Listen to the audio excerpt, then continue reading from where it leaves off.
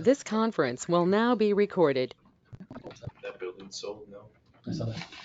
He stopped up. We know why. Which one? I some said minor in Otana, I guess. No minor. I didn't see it. I heard know the it. business isn't sold though. The business is moving out to the farm, I think, Is is that what what he he's gonna said. do? Moxon's selling his building. Is he?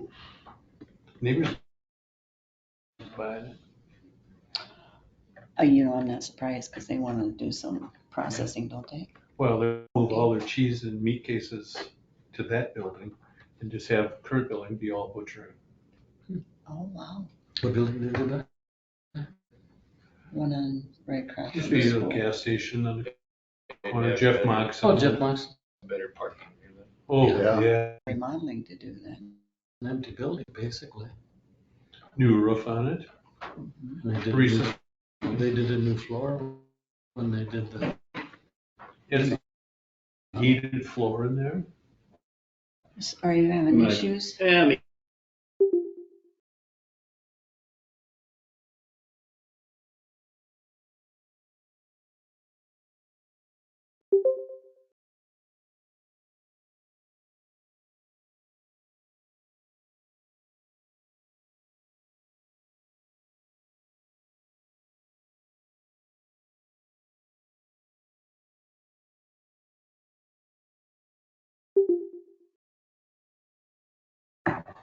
On 6:30 p.m., all are present, and we stand for the Pledge of Allegiance.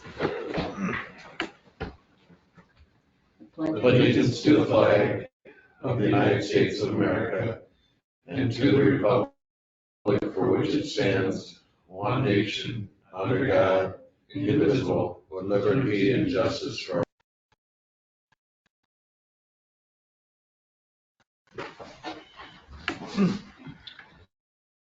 Welcome, everyone.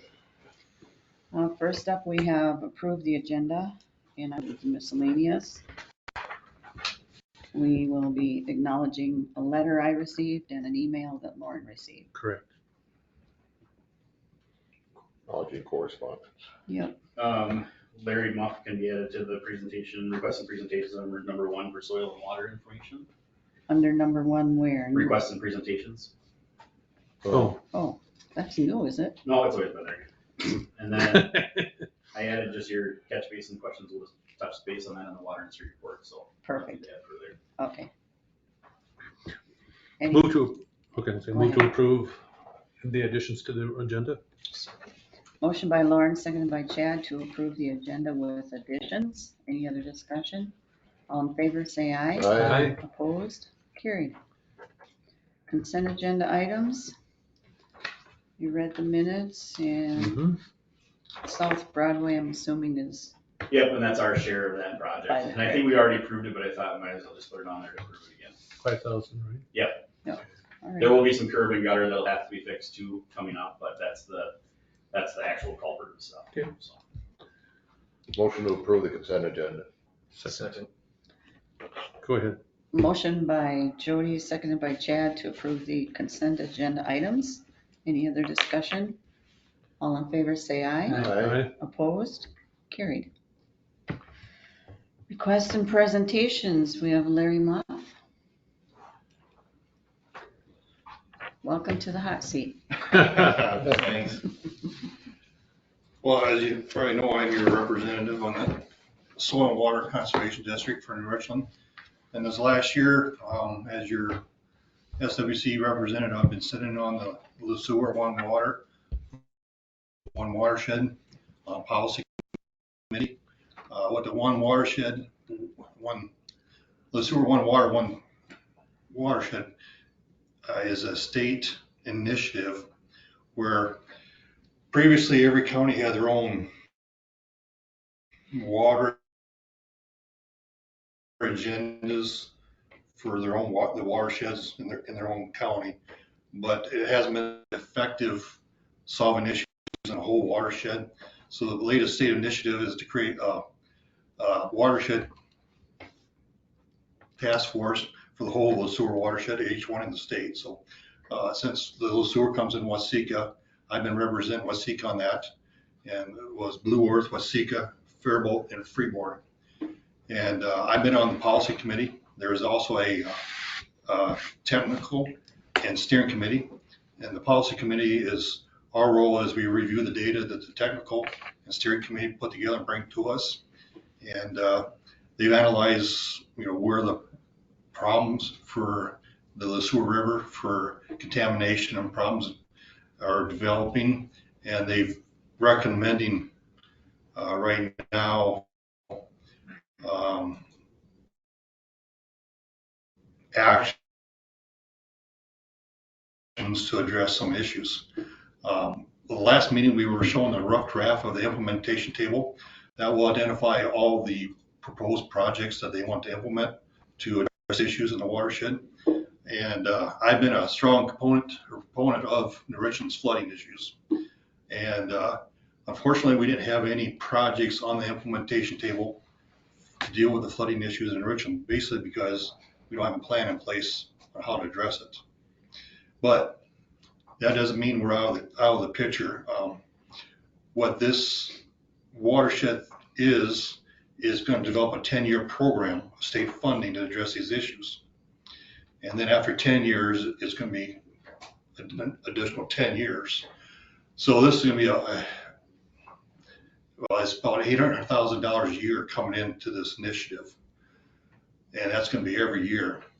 So my goal is always look out for the benefit of New Richland. And I want to keep the door open for options for funding down the future. But being we were not on the implementation table, we're kind of at a disadvantage. But if we get it written in the commentary part of the report that we submit to the state, we can still claim ourselves for funding in the future years when we do come up with a program to address the issues. Now, when you say we, who do you mean? The city of New Richland Right. or the whole task force? I'm talking about the city of New Richland here. Okay, Yeah, because I'm representing the city here. okay. So at the last meeting, I got some slack that even though I'm the voice of representing New Richland, comment was made about the city of New Richland has been invited on this and they haven't seen any participation, which might come back. It could be, well, every city's been invited to this and there's been no participation from any city, Waseca, Mankato, or anything. It's all been left up to the supervisors. And there's one supervisor and there's one commissioner from every county on this policy. So I kind of feel like my voice is being minimized representing Richland. So I'm coming here today to see where you guys are on this. If you are supportive of me working on this and being a voice for New Richland, I guess I'd like to get some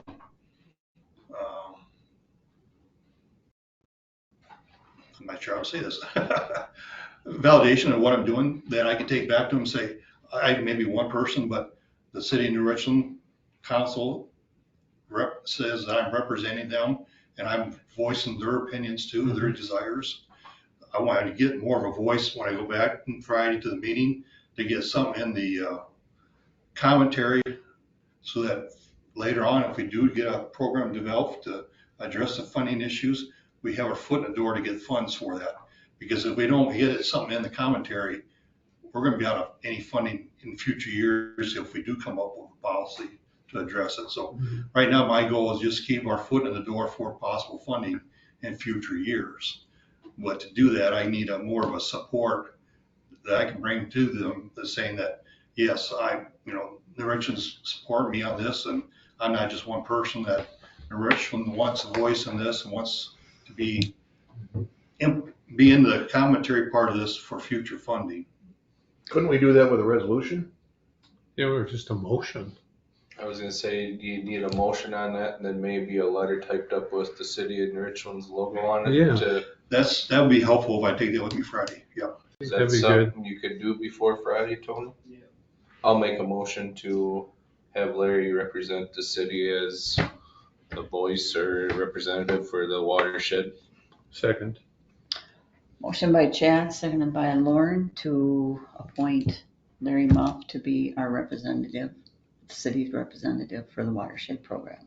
And we'll have Tony type up something with the city of Richland letterhead on it, so it's official.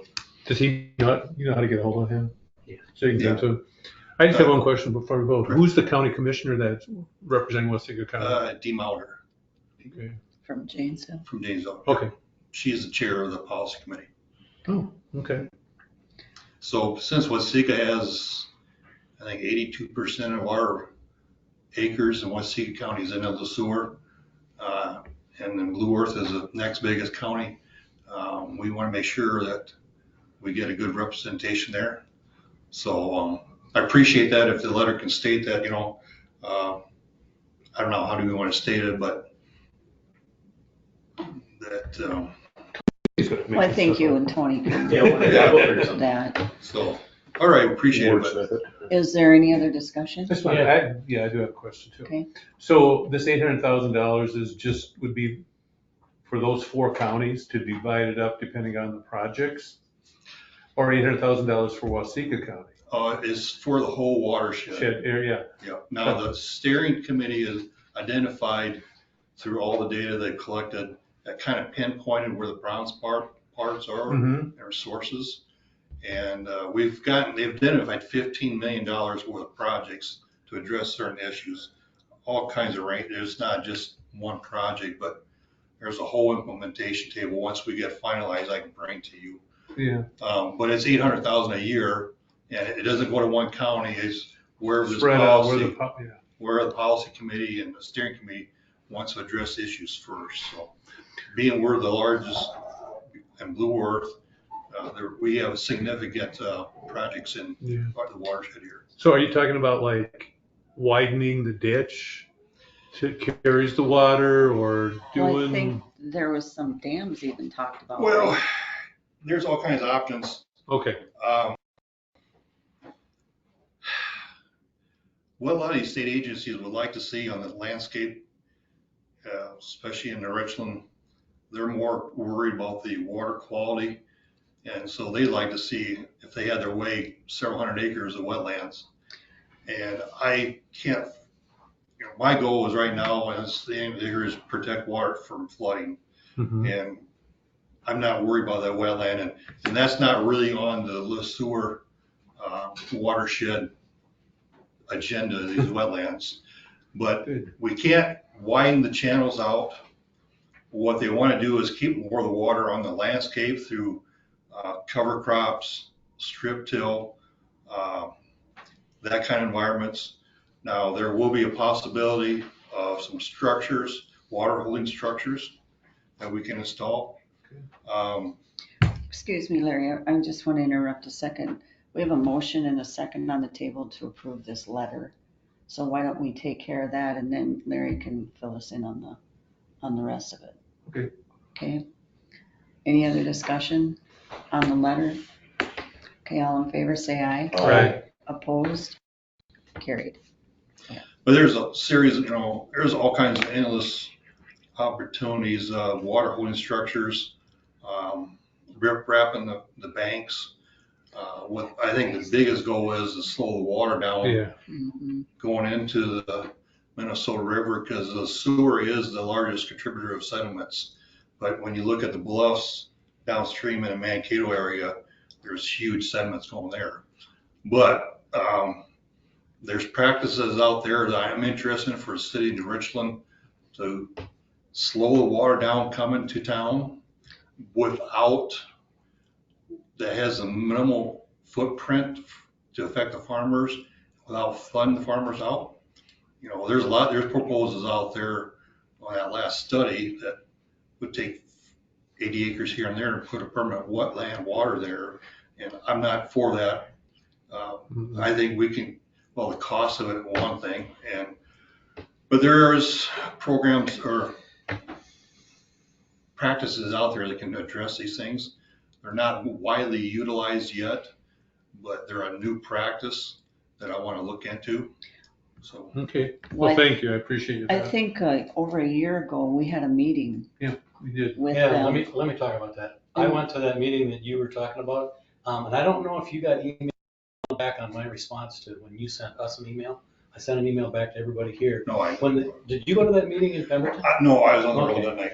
I was gonna, I I knew explained you it. were gonna be there, I so, explained it kind of sorta, and I think what he's talking about with the LeSueur thing, that was the meeting that I went to, that they wanted to get input from the farmers and the community people and stuff like that. And I believe when you saying there's certain areas that they were putting this money to, I think what they did is they put out a website and they had those areas, and I think there was 11 different things that they were talking about. And I didn't like the way they did this meeting. They had 11 different tables that had people talking to. I could only go to one table. So I pushed New Richland, and I pushed at the top of the list. New Richland was the first priority on that table, but I couldn't get to the other tables to do that. So now when they pull this forward, I'm hoping we can be there to do, like you say, to put New Richland in the spotlight, because we're probably, well, we're the tail end of that, or no, the very We're the top beginning end. of it. we're beginning of it. So So we're gonna play a key role, that's where I want because to be if you're gonna involved. do anything on a watershed, you need to start at the top end. Yep. Where the water starts, and start working there and Mhm. work down. It's a lot cheaper and simpler than going down the bottom end of a watershed. Working back. Yeah. So our area here is gonna play a key role in what's going on. And I think we're gonna be a model for others if we get something designed for us. out Correct, to there. be, like you said, let's get our foot in the door so we can be, Right. have some priorities in it. Right. Tony, can you send that email if you can find it? And I'll try and send it to him too, because I don't think I sent it to you. I got one from you, that might be the way. That you're might be talking the one. about. Okay, But yeah, there's been 2 public meetings. Yep. That's just, one was St. Wolf Lake at the very start, and this one in Pemberton. one in Pemberton, where the whole public was invited, which I have no problem with. I agree that public needs to be brought into it, but they're not privileged a lot of data that we are. Correct. So we gotta take that with a grain of salt, but we have to hold public meetings. But we gotta get people to buy into it. Yeah, we have to get people to buy into Right. it. So, just by the comment at the last meeting, I didn't realize I probably should have had a busload of people at those meetings. But Well, I was gonna say, going forward as representative, whenever those meetings come up, notify Tony or whoever so that maybe some council people will want to go.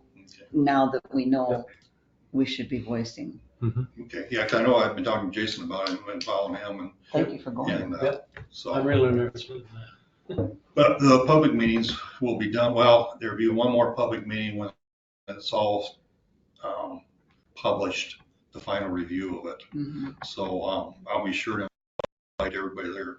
Okay. But, right, my goal is just to make sure we have a foot in the door, and that we don't get cut out any future funding. And, that's what I want to be at the table right now. Where a timeline? Where are we at on the timeline? We're supposed to have this report done by the end of the year. That's 22. Is throughout 23, then we got to submit it back to Bowser and the state Wow. for them to It's review a it. lot of Mickey Mouse. Well, it's a state work. We could have So, another the first 100-year floods funding- by then. The first funding will come in 24, Okay. and it'll be a 10-year process after that. Now, this design after 10 years to roll in another 10 years, but after 10 years, that'll be reviewed and roll again. So Sure. it's a continuous money source. But I want to make it worded in there that, when we do come up with a project that address our concerns, that we are able to access those funds. Mhm. So that's my goal. Well, thank you for your interest in Yeah. that and in representing the city. We don't want any more of those floods. Well, others on that, I think you're saying, I've been waist deep. I live 1 block from the river, the Blue Creek. I've been waist deep in this flood. So I've probably rubbed a few feathers, but I'm pretty passionate about this here. I appreciate that. Okay. I'll look forward to working with Tony, and Yep. I appreciate your letter of support so I can take back to him and maybe get some more leverage, more positioning to get our foot in the door for possible funds in the future. Sounds great. All right. Thanks, Larry. Thank you. Thank you. you. Thanks, Larry. Care Center report and audit report. Yeah, I'll just briefly do the Care Center report. I don't have the nice colored one that we had at the board meeting, but, We don't need. Well, I do. oh, you do? Okay, great. Let's see, We did sign a contract with AHI, just a new contract. It's very limited to the previous one we had with them. Just that they're kind of like on call when we need things. They'll send a consultant or they'll help us with whatever our need may be. You can't really tell on the finances on page 3, but you can see a lot of numbers in parentheses, which means negative numbers. So net income, I can't even read it, 40,901 negative. Years ago, Lauren, we used to see accounts receivable in our reports, I think, from the care center. So we knew how much revenue was outstanding. Yeah. So instead Well, of, that's a good point. We've had some discussion about doing that, and it seems to turn the board's attention totally to that, and we don't discuss anything else. okay. But if you want that, we could include it here for the city council. I Okay. think we used to get it and then we were getting so much information that there's so Yeah. much. We did, we got too much information then. Yeah, you could carry The that. interim director, well, let me know what you want. Is working on a 5-year capital plan because there isn't one. Census is a little low, but as you can see on the back of that page, we have a lot of referrals. Most of them come from St. Mary's in Rochester. And as you can see, there were 19 referrals. We didn't accept any. And the reason you say, well, if your referrals are low, why aren't you accepting referrals? And the reason we're not is because some individuals have health concerns that we can't deal with. We don't have the staff nor the equipment or facility that can do with this. So that's why that's that way.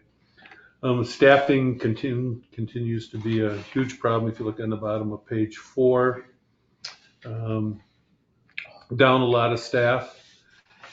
And there just aren't people. Maybe Dale remembers, what did Keith say? How many healthcare openings are there in the state of Minnesota? Chart right. Oh, does it? 2,300? 23,000 healthcare openings in the state of Minnesota. Well, that's definitely going to affect what we can take for Sure. people. And that's why he put this little note. If you see the nurse thing under here, staff summary, there has to be an RN. So if you can't find one, you're kind of in I trouble. see Mankato's offering I think a new free program for CNAs that covers tuition, books, and whatever else they need. And they're getting the money from some of that, not the COVID relief, but some other federal funding that they're going to use. Yeah. We just lost all of our high school or college kids, went back to college or coming back to high school. So they're down CNAs as a result of that. We do have a board training coming up on Wednesday. It'll be held here. If you're interested in coming, it's on bylaws and just duties and responsibilities of a board. We just have to be careful not to have 3 council people there, correct? Yeah, like for the council, that'll be a problem. I'm planning on attending. Yeah, so I'm going to be here. then I wouldn't send anybody else probably. Okay. Okay, unless you have a question about the workings of the care center, we got Dale here to present the audit. All right, thank you. Let's give out, I'll just start with you, just take one of each of these. You know what, I'm not even gonna go through these. We went through them in detail. Yeah. I'm gonna make 3, well, before I get to that, if anybody does get to looking at these, that one that's got the clear cover, in the back of that, if you do have any questions, I always encourage people. You can have it. I encourage people, first of all, you've got Kevin, your I got one. administrator. These are just extra. No, No? I have one of these too. So these are separate. Separate. Okay. Kevin, your administrator, Here, that's has All right. has got great experience. Lindsay, I've gotten to know her a little bit, her accounting, good accountant. So if anybody has any questions, ask those people. But as I emphasized at the meeting I was at with the care center, we work with management, but we ultimately answer to governance. So if any of you do have questions you want to get to me, in that one, I think you've only got to open the one with the color in the front. In the back of that is my contact information. You're welcome to do that. So we had a very detailed report down at the, Lauren, you had to, like I said, had to sit through that. Yeah. I'm going to make three points here and keep this very brief. The first one is, you're all wondering, why is this report so late? It's a combination. You had turnover, your administrator, your accountant. When we got into to do the audit, I mean, the new people didn't know where stuff was or how to find stuff easily, get things, to us easily. That's one of it. But the other thing is on us. And this, you can blame me for this, we put a relatively inexperienced young person in charge of your audit, and it didn't work. And he's no longer with us. It just wasn't a good fit. So and there's other things, there's government reports and everything else that come into play here.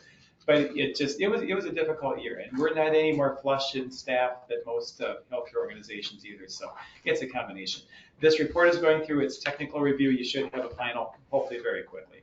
I know you need that first because your city auditors, Tony, your city auditors need it. Yes, absolutely. Yeah, that's my first point. The second point, what's your performance been the last couple of years, including the one that we're looking at, 9/30/21. It's almost time for another fiscal year end, so it's getting a little old. I use this as kind of a half joke, but halfly serious. And I'll say this again, like I said last year. Those of you that work with auditors, whether it's your city auditors, when's the last time you had a discussion with your auditor and your auditor said, what would you like your bottom line to be? Just what would you like it to be? I know it's kind of a sick joke, but these last couple of years, and even in 2022, it's going to be reality because of the PPP loans, the CARES Act money that you got from the government. The accounting standards give you lots of leeway in how you recognize it, when you recognize it as income, or if you defer it. You can recognize it when you incur the expenses, your testing, your infection control, your lost revenues, or do you want to wait till you report it? We're just now getting to September 30th of this year, where you're going to have to report what's called phase 3 of the CARES Act, which you got in January through June of 2021. So you could have recognized that last year, but do you report it, or do you recognize it when you report it now in September? There's all kinds of leeways like that. You really can't just look at your bottom line and say, did we have a good year or not? I can tell you this, your bottom line in 2020 was a negative about 112,000. 2021 is a negative about 112,000. So you put the two together, you're over about 360, 70,000 losses those 2 years. The real bottom line is this. You received PPP loan and CARES Act money in the last 2 years of about $1,075,000. We did a little exercise that we put Lauren to the tester with his math skills. And you received about $1,075,000. Your cash in 2019 was about property cash was about $237,000. As of 9/30/21, your fiscal year end, it's about $322,000. You've gotten about $1,075,000. You've only got about $85,000 of that money left. If you think of your money as tagging ducks, you've only got about $85,000 of it left. You've burned through that much. That's pretty critical. Is that typical? It relatively is. Unfortunately, this industry, you're not alone. This industry has burned through their government funding, and a lot are like you, where you've pretty much gone through that money. It's like, now what do we do? Because we're still losing. So that's my second point is your bottom line has been about a negative 360, 70,000 over the last 2 years. You've only got about 12 days of operating cash as of right now is what Kevin said. No, you do have investments. You got about 500,000 of investments. It's not in that number, but it's getting critical. And the third point I'll make, third and final one, is that, and this is where, as I couched it, Lauren, to the management there, I say this is where I get management a little bit ticked off at me these days. Because what I keep emphasizing is that our firm for CLA for 30 some years has produced a report where we take all the Medicare reports in this nation and put a whole bunch of ratios and statistics together. And those reports forever, since the 1980s, we've done 30 some years, has shown that nursing hours per resident day across the nation have been 3.8 nursing hours per resident day, 3.8 per day. In 2020, the last year we did this, and we're just about done with getting 21s out, but the last year we did this in 2020, nationally that jumped up to 3.99. Not a big increase, but 3.8 to 3.99. Does that mean there's more nursing hours? Probably not. It means the divisor, that occupancies went down, and that's why that number went up. But the point being, there's more per day than there's ever been in this industry nationally. In Minnesota, that figure in 2016 was 4.1 nursing hours per resident day. In 2020, it's 4.5 nursing hours per resident day. So the hours per day are going up. Your facility in 2021 was 5.4 nursing hours per resident day. So here's what we have. It's just like, Lauren, you were quoting the figures, and you're going to hear from Jeff Bostic, who is a leading Age Minnesota, your trade association. He's like their financial guy. And he's going to present some of these figures to you at some point here within the next month or so. I know that the industry is out there, and I'm not saying this is good or bad, but the industry is saying, we're short-staffed, we can't admit our quality is going to suffer. Yet the statistics that I'm seeing and that what our company sees is that the nursing hours per resident day are higher than what they've ever been. And yet organizations are losing money because their occupancies are way down. They're staffing up here, their volume is down here, and they're losing money. I get it. Nurses have a lot more to do these days. There's, besides the COVID, the testing and the reports and so on, there's more private rooms. That takes more time than double rooms. You have to designate an infection control nurse that has duties. There's so many more duties that nurses have to do. Your acuity here is a little bit higher than most nursing homes. So your number at 5.4 isn't a lot out of line. It's not out of line with what I'm seeing. I'm seeing some facilities up there at 6 and 7 hours per resident day, and they're losing a lot. And yet they're saying, we can't admit where our quality is going to suffer. My point being to this industry, and this is where I say it's not just you. This industry has somehow got to figure out. I wish I had a magic solution. I don't. But this industry has got to figure out. We've got demand out there. Now, granted, you talked about those referrals, and they didn't take many of them.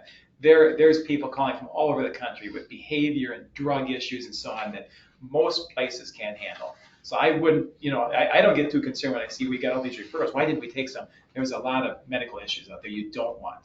But the point being, there are still a lot of people in the surrounding community that do need the care that this facility that you offer. And somehow this industry has got to figure out, if our staffing is here and our volume's here, we've got to get our volume back up to at least get to a break-even point. And the bottom line for me is, in 2021, your cost per day is extremely high. Most organizations' cost per day is extremely high. That's going to translate in the Minnesota rate setting system, if you're following all this, in the Minnesota rate setting system, that's going to translate to much higher rates for 2023. You file a cost report in 2021, it determines your rates in 2023. You file a cost report now in 2022, it's going to determine your rates in 2024. So to me, the critical thing right now is for this organization to look at its budget that you're going to be developing very soon for 2023. We are going to have a rate projection for you. We do your cost reports, and it's part of the service. It's not an extra charge. We give you a projection for your rates for 2023. It's going to be critical that you look at those projected rates. What volume do we need to support the staff and the higher, they're all getting higher compensation these days. What do we need for a volume to support the staffing level in 2023? If an organization can't make a positive bottom line in 2023, I'm not sure that they're going to be able to survive a whole lot longer, because 2023 will be critical for this industry. So. Yeah. I just wanted one other point. We've been looking for, we haven't had great luck with executive directors, but didn't you say, if I recall the numbers right, there are 39? Yeah, Kevin put, that's Kevin's stuff. Kevin put 39. That's Kevin. Yeah. I think it's in the report, but maybe if it's up here or not. But 39 facilities in the state of Minnesota do not have a director. An administrator. Or administrator, an executive director, which you're required to have because they need a license to put on the wall to show the state that you're following the rules and regulations. One of the things that Kevin mentioned too is Minnesota does not have reciprocating agreements with other states to let a director. We have someone who's interested, but it's in Iowa. Yeah, and then their license. But their license is in Iowa. Minnesota doesn't accept that, which is really unusual. I don't know how it is in other things, but like in teaching, the field have information about, there's reciprocating agreements with basically every state that touches your border. In fact, I taught in Wyoming, and they had a reciprocating agreement with, this was years ago, with Minnesota. I didn't have to do anything. showed them my license, I got a teaching license for the state of Wyoming. But they don't do that so if somebody wanted to come here, had family here, or just wanted to move to a small town, they can't get a job. Which Minnesota legislature, I think, has to look at to make it, but then other states don't want to lose their directors because they're going to be in the same situation we are here. So you can see why they're stubborn about not changing. But no reciprocating agreement hurts. Is that pretty common, do you think? I think most states in the nation have a reciprocating. 39 states, I think. Well, I was talking about nursing. I know that nursing, Minnesota doesn't, and there's 39 states in the nation that do, where you can go to state without. In Minnesota, you can't just walk in here and you got to go through the licensing process. 39 states for nursing. I'm not sure what it is for CEOs and administrators. Yeah, I thought that's what he said too. I may get that mixed up. It could be the same. Maybe it's the 30. I know there's no reciprocating agreement. This woman from Iowa cannot apply. Well, she can, but she'd have to go through a lot of She's work. got to jump through a ton of hoops to get the job. Yeah. So there's a lot of issues happening. Yeah. At what point do we get concerned? I'd be concerned now. The industry is concerned, and you should be too.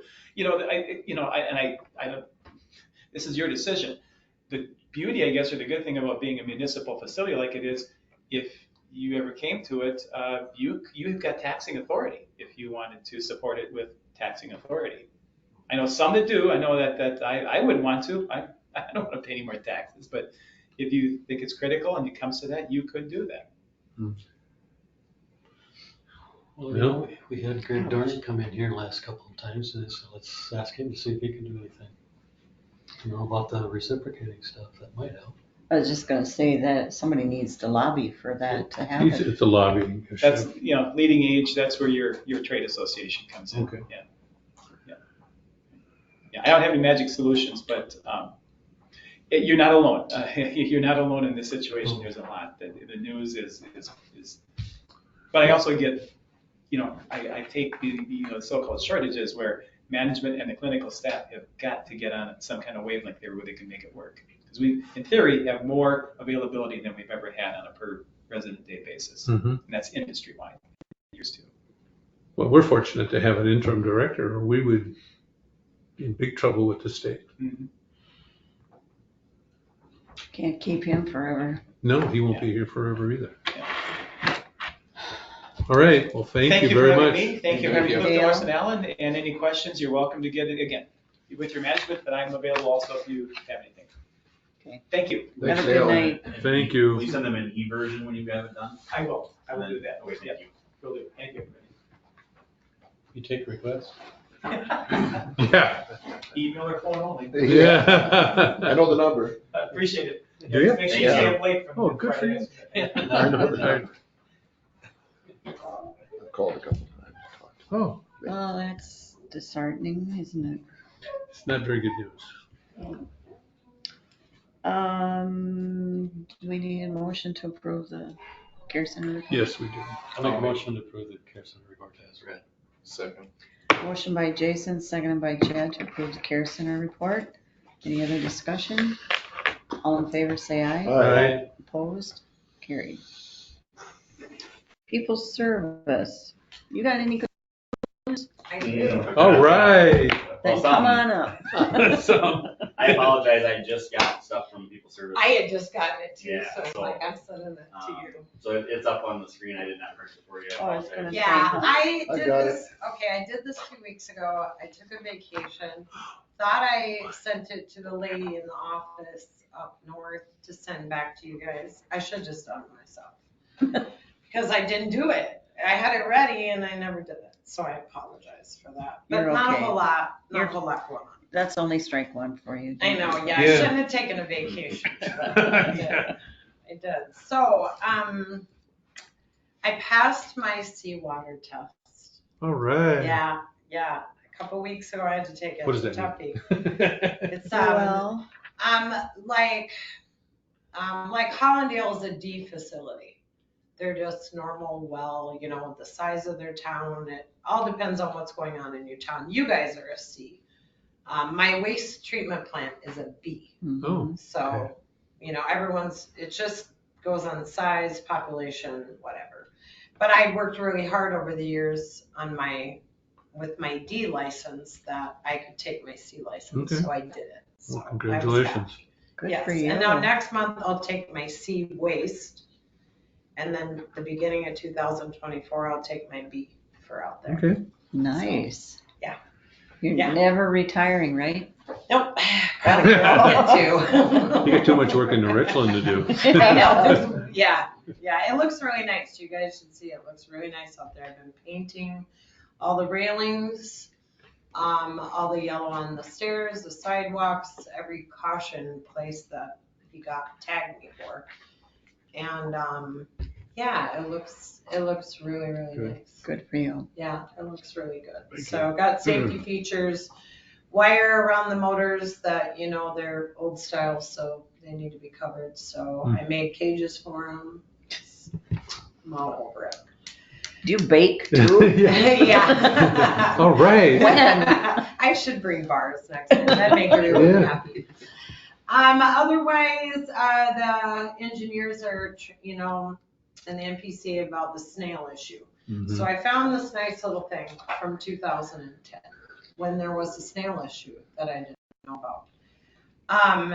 So they recommended apparently different ways to try to get rid of them, but if you get rid of them, they die, they float, they plug everything up. Mm-hmm. So the engineers had decided that maybe your best bet would be to have some kind of screening coming out of the trickling filter. Let them live in there. They're there. You can't get rid of them. I mean, they're coming from town. They're coming from the creek. They're coming from wherever.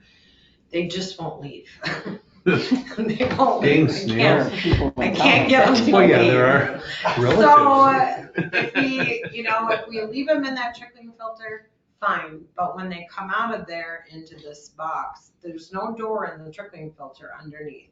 If you had a door under there, it'd be easier to get rid of them, but there isn't. So we could do this screen business, and you just have a simple hoist that slides in beside it, hoist down, pull the thing out, throw it, in the garbage, and Okay. hoist it back down. As they get caught in the screen. Yeah. I probably got over 100 and, I don't know, probably 50 pounds right now in a container. My I net God. every morning. Every morning. Every morning. Wow. I net. So, I need to go out there and that's, check that you out. have to come out. It's only that's just what I net. That's not what's still not floating. So, to save money, instead of pumping the snails, I have one clarifier that I took down. It's full of snails, like 22,000 gallons worth of snails and muck. So what I'm gonna do when I start hauling, Suck them up and well, if that hauler can take it, I'm gonna try, but I don't know if it'll be able to suck it or not. I'm gonna try to mix it and do a little fancy voodoo to it. See, but I if love I can voodoo. get it. Just to put it into perspective. But I should be able to mix it in with all my other stuff. And Not the take it bars out. that you're gonna break. No. Michelle did get an estimate of what it would cost to pump it out and clean it out. It's It was- expensive. It was $20,000. Yeah, it's a lot. Oh my God. So I'm just gonna try my own little magic there. So if you make it thinner, you might be able to suck it out. Yeah, just a little bit. I had to have it tested before I can do anything, so I just got all the results back for that. I had What do you to test test it for? for metals and arsenic and zinc. Gotcha. And you name it, it had to be, and you have to do that for biosolids anyways. Yep. So I had that done, that's good.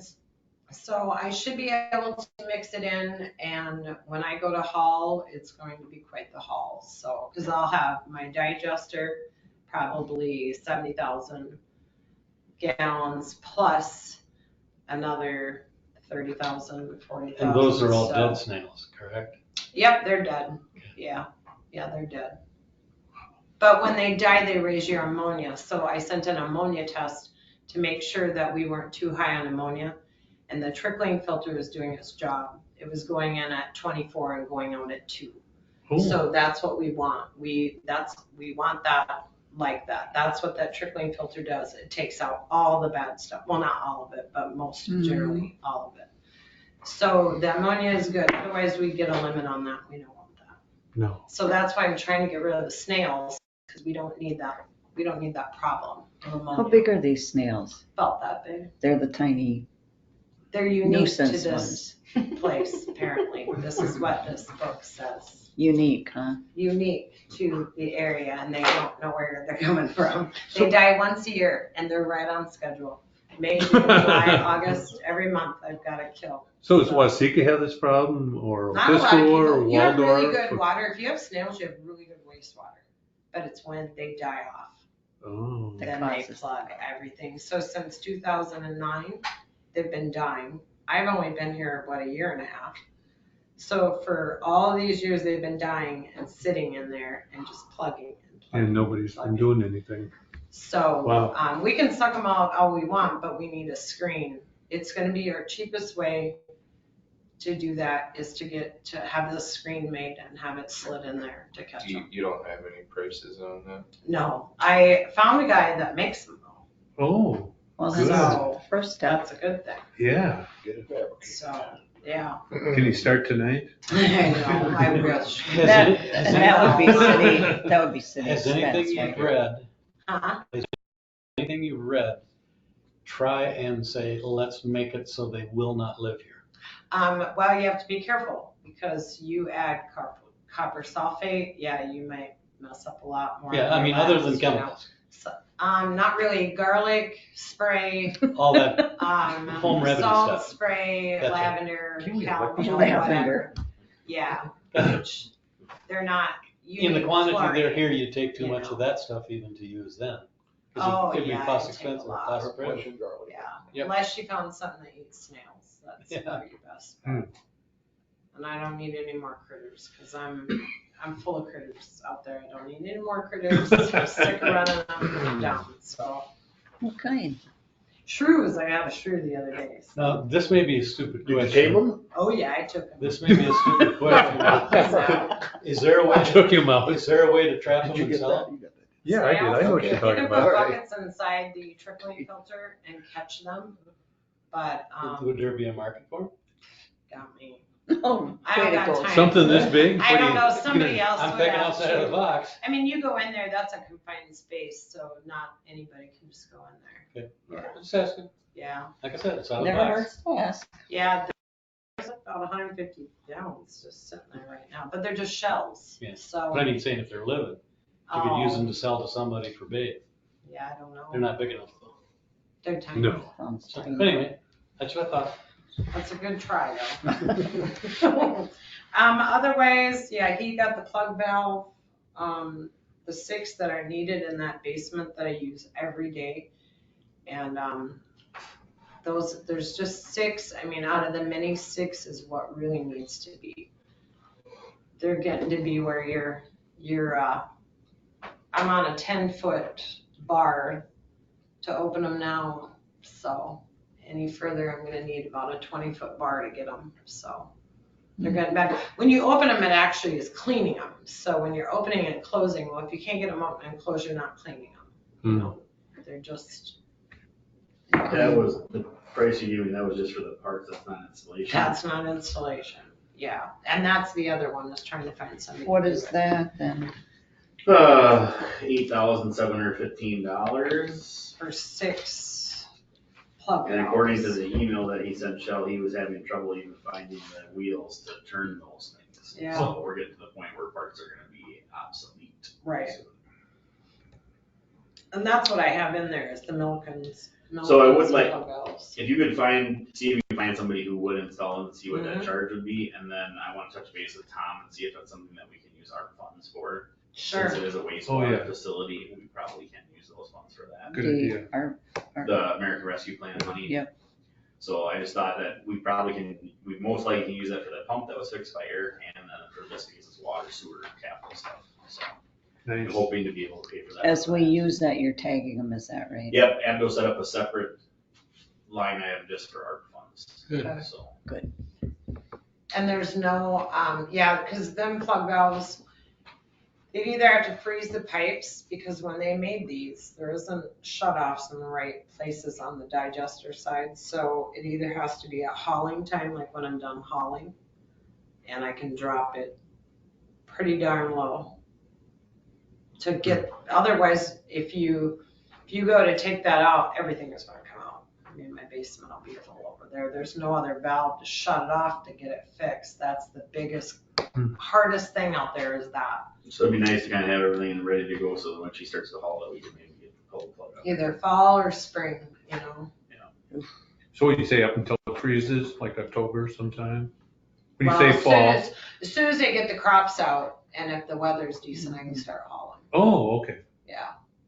Which usually takes about 10 days. This time may take me a little bit longer. Cause it's only 3,000, a load, so Okay. it's only, Okay. yeah, What are your hours, Shell, out there? 7 to 3:30. But most are on there probably 6:15 to 2:33. Unless I know, then I'll stay, but I work my 8 and try to get out of there. I know the feeling. I would encourage every one of you to go out there and You hang gotta out with Shell come and just get a tour, Okay. because it's I could come pretty out. very interesting. It's pretty interesting. I can You come start out, your day the out there? earlier the better. Do you? You start out there? There's a lot of steps to climb. Yeah, Oh, I then know I- more out on that. What? No elevators? No. What? Well, there is I a went there sling. years You ago. can get a sling and go down the hoist down the basement. Oh, that sounds good. But yeah, you really need to come out so you can really see what I'm talking about. Okay. And stuff. You really need to. Because there's a lot of action going on out there, isn't there? There is, it's very, Well, I went through Busy and years ago, tedious. Yeah, I've but been through it. it's been a long time since I've been out there. yeah. You have to come and do that, so. You have to can- check her wide variety of tools out. Yeah, would you? Yeah, Would you? What do you got? Nothing. Nothing. Oh, well, And that is the truth. He knows it too. I do bring a lot from home, so. good What? for you. Well, if I gotta build, I have this workbench I'm working on and I need saw, so let's just bring it. It's An electric one? battery. Really? Oh, yeah, That girl. but there's an old thing out there, so I'm just making a workbench. Nice. There's a telescoping valve on top of that digester that I need to work, and they haven't used it in many, many years, and it needs to work so I can finish my daily jobs with this telescoping valve. It goes down, and any of the water that floats up in that digester, I can send it out and send it back around. It makes more room for more biosolids. So I tore it apart today and found the book on it, and all it's missing is a handle. Oh, man. So I'm going to call Vulcan. I bet it's not, if they send me the dimensions of it, I could probably just make it. But if it's cheap, I'm just getting, it's this big. It's like a brake, so to hold it. And there's a wheel on the other Oh, side. they probably so. can't find that. So I've looked everywhere for it, couldn't find it anywhere. I've looked everywhere thinking, even on the roof where it's at, but I couldn't find it. But I do need it. So if that's all right, if I get it, I'm sure it's not that much. No. I mean, it's only a 3/4 by 1/2 inch bolt, Okay. Okay. You Otherwise, got two 3D printers. not much going on out You there. know, if they don't have one, you could check with L&D Ag, they might have something on Oh, order. yeah, in Heartland? Yeah. Yeah. Yeah, it's just this weird handle deal, and it's a brake to stop it from falling. They have vice grips on it right now. Oh, geez. We're done with that, so. Yeah, I don't blame you. Then he got some vice grips for it. But yeah, so I'm working on that and the snails and a few other projects I got going on out there, but Perfect. otherwise. Good. Sounds Holland good. will be busy, so. Well, busy lady. Yeah, there's a lot, but you really need to come out before winter. You don't want to come out in the winter. It's nice and It's warm. dreadful. It's Yeah, it is beautiful right now. Okay. Yeah, it's beautiful out there right now. Looks really, really nice. The grass all came back. Good. Good. Yeah, looks really, really good, so. Move to, Okay. yeah, move to, you done? Sure. Okay, move to approve the people service report. Motion by Lauren, seconded by Chad to approve the people service. Well, you don't have to report. be, I would just, I know. But no, I really wish you guys would come out. yeah, I will, I'll do it. Yeah, it's been a long enough time. I got it all nice now. It's not like it looked like last year, so it's really, really pretty. Good. So, Any other discussion? All in favor, say aye. Aye. Opposed? Carried. I'm good. Thanks for the Thanks, entertainment. Thanks for your good work. Thanks. Yes. We'll see you another day. I like the vacation pics. All right, do we know how lucky we are? We're very lucky. to Yeah, have we her out are. there? She'll tackle anything. Man, oh man. Okay, unfinished business, new business, Schwickards. Well, we still got water. Waters. Oh, I'm sorry, I have it checked off already. So. Sorry about that. Go ahead. So nothing really super crazy. Everything looks pretty normal. The getting stuff kind of ready for fall sweeping and everything like that. Tires on the tractor are shot. So they need to order some new tires. I don't think they've been replaced since they bought the tractor. With Shell going to have to do biosolids soon this fall, we definitely need to get that taken care of. So asking for approval of $2,500 for Mike's repair, right? Is that right? Yeah. $2,500 for Mike's repair to replace the front tires on the tractor. Did they come here to do that? Yes, they Okay. come right here to do it.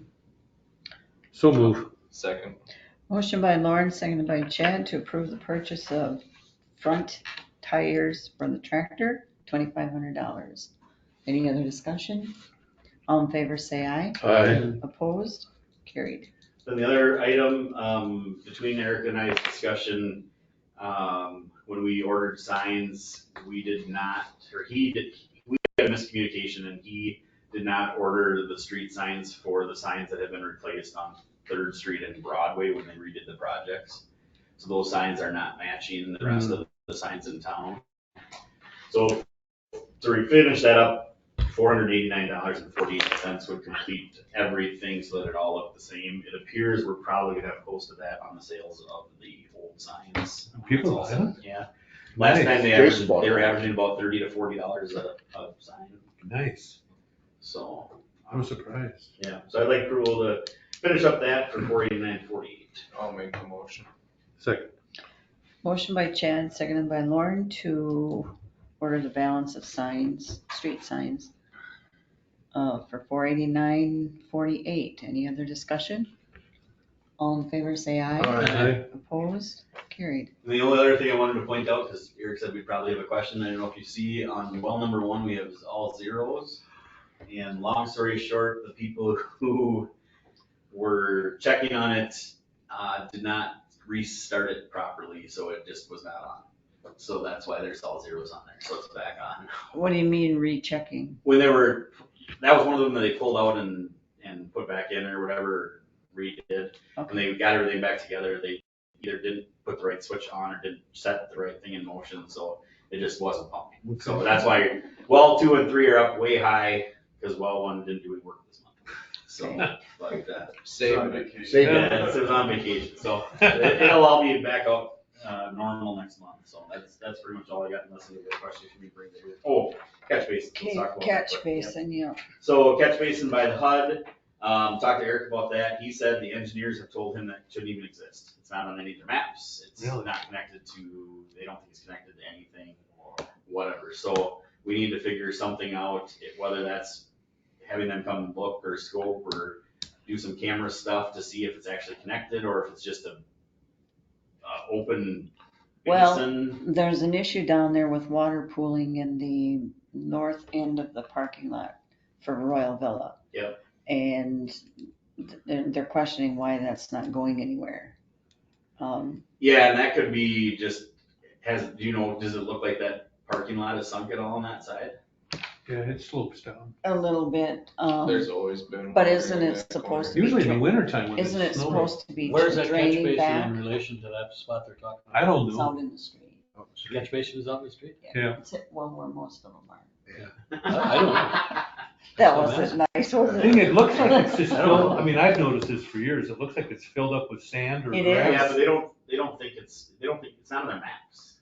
So they don't know if it was just put there in error Well, can we or make it's- it go somewhere and drain? Well, we can make it anything we want. Well, true. Well, there was talk of maybe, possibly, and if you remember this, there was talk of maybe having to dig on the north end of that parking lot and shoot some dye and see if it goes anywhere. So I guess I just kind of want to know what you're thinking, because also Mike Meyer said something about the potential of a tile that may be plugged on the homestake subdivision lots on the backside, and not that it happens just in the spring. It seems like it's low enough or there's a grading issue, so I don't know if you want me to touch base with the engineers and get an estimate to see what it would take to look at those two spots and see if it's something that we can take care of. Or, There is a catch basin by them ponds. right. Was that the Yeah. one that he's talking about plugged or the tile that goes behind? No, the his tile house? that goes into the swale behind his house and where the creek, or not the creek. I remember when they were putting it in, they were taking a dozer and an excavator and pulling the trenching machine through, so I'm sure it's probably crushed. Oh, really? So I guess I don't need any motion or anything, but just if you're okay with it all, touch base with Jones Hog and Smith and see if it's something that they can.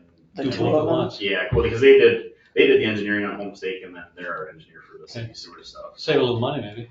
Well, if nothing else, maybe they can look a little closer on their stuff, or they can maybe touch base with Eric and see what he sees inside there, and if it's something that is, maybe it does just need to get cleaned out, but they don't have it on their records. It's strange that it's not on their records or on their map, but Right, it's there. right. You know, that's. Yeah. It But, had, you know, it had to construction been companies- engineered to put it in. Construction companies make mistakes. So you Well, they never could have know. made a mistake on the map, it could have been. Yeah, Maybe You need it's a missing motion on the to map. no, if you're okay with that, that's my plan. All right. I don't have anything else for, Tony, I just have one question because I don't remember, but under future projects, right in the middle, waiting for ULENS? oh yeah, we're still waiting for them to do the street stuff. Oh, okay, all right. So there's a few spots outside of town, and then that one spot by neighbors, and then the one spot by the Oh, school. they did that already. So, The policy. Plus Balsam. No. yeah, whatever That's was Balsam. previously Yeah. listed, yeah. Well, Well, you know, we Balsam, got, they were we supposed got to be here that. on the 8th, August. They come when it's convenient for them because we're small. Yeah, I know, but I ran into Eric and he said, hey, they were supposed to be, Yeah, they were supposed to come the week I was on vacation. yeah, was the 8th of Friday? I don't know. But anyway, they were supposed to be there to do that, and now that's been it's been over 2 weeks ago. Yeah. Okay, so, Well, we That's don't want that guy that whines a lot on Balsam to get after us. You know who that is. I do know who that is. Oh, Robert, ain't it? Now we're done. We need a motion. I'll make a motion. Second. Motion by Chad, seconded by Lauren to approve the water and street department report. Any other discussion? All in favor, say aye. Aye. Opposed? Carried. Now we can go to new business, Schwickert's. It puts me in the hot seat, I guess. It does. You know Dan very well, so I will let you start this conversation. He can kind of start talking and I'll go print those July financials. Okay. Okay. I'm Dan, I'm the roofing service manager. I met with Gail the other, and kind of talked with Tony about annual roof maintenance and inspections and stuff. To clarify that, he didn't meet with me regarding city business. He was, over the other side. No, I just wanted to make that Yep, clear. over in the villa and stuff. But, I do a lot of work with the New Richmond State Bank with, Matt Harrington and stuff. Sure. Been doing it quite a few years, and he kind of donated, expressed interest, so he said, come and visit with them, and it did and stuff. So, okay. basically what we do is a pretty extensive program that we do. And one of the things that we try to do is capture the cost, because it's a lot of expenditures that no one ever looks for in the upcoming fiscal years, because it's the one thing that's you never see. Yeah. It's one of the most expensive parts of the whole entire building, just because usually the technicalities of all the permitting, pulling, and the materials are through the roof, and I'm sure everybody is well aware of as they get pricing for everything else. But what we do is we come out and do an annual inspection, and we actually build a website-based program for you for tracking everything. If I could jump on the computer, I can actually show you what it all looks like and stuff, or He's the I do guru. have my laptop here. I just don't know where I would plug into to show it up on the big screen. So I don't know if Tony alluded to anybody kind of brought anything with it, but so what we kind of look at is basically all the ins and outs of your roofing. So every year we'll look at scheduling an inspection. We'll come out, look at all the buildings that we kind of went through a list with Tony for basically the city hall, the fire station, even the wastewater plant, and then even out to the park by the lake there to look at the buildings. And basically what we do is I give you an overall assessment of everything that's going on with your roof, and I bring you a very detailed report of, hey, this is what you have. Basically, we look at all the repairs as priority A, priority B, and a priority C level. Your A's repairs are going to be, you're either seeing roof into your building now, or probably within that time frame of 6 to 8 months, you're more likely going to have water come in. B repairs that we look at, that we detail out in the report, will be, it's a concern that you're going to want to address, but you're probably going to be okay with it for a year down the road. Your C repairs, those are the ones that we just say, hey, we're just putting this thing on the radar, let's start tracking it. And then with all the repairs that we diagnose and look at in the roof system, I will give you an individual price per repair. I'm not going to push you to say, hey, you absolutely need to do it. I'm just showing you what you have. It's up to you, or, with Tony or whoever is, the main charge of it, to actually look at saying, hey, yeah, let's do this and improve this. I see most everybody's got a copy of the inspection contract that I wrote up.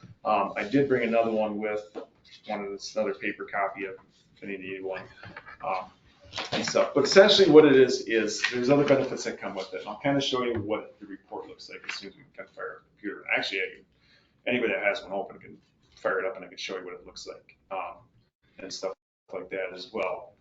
But so with the report, with the actual program that we do, is right off the bat, we usually look at a square footage raise of anywhere between 3 cents to 7 cents a square foot. Now, obviously, if you have a 500 square foot building, there's no way anybody can really come out there and inspect it at 8 cents a square foot to cover their costs of their inspection. So what I always do is I kind of look at how many buildings there are, I look at the square footage, and then I've been in the industry for 27 years. I basically graduated high school and went right into roofing.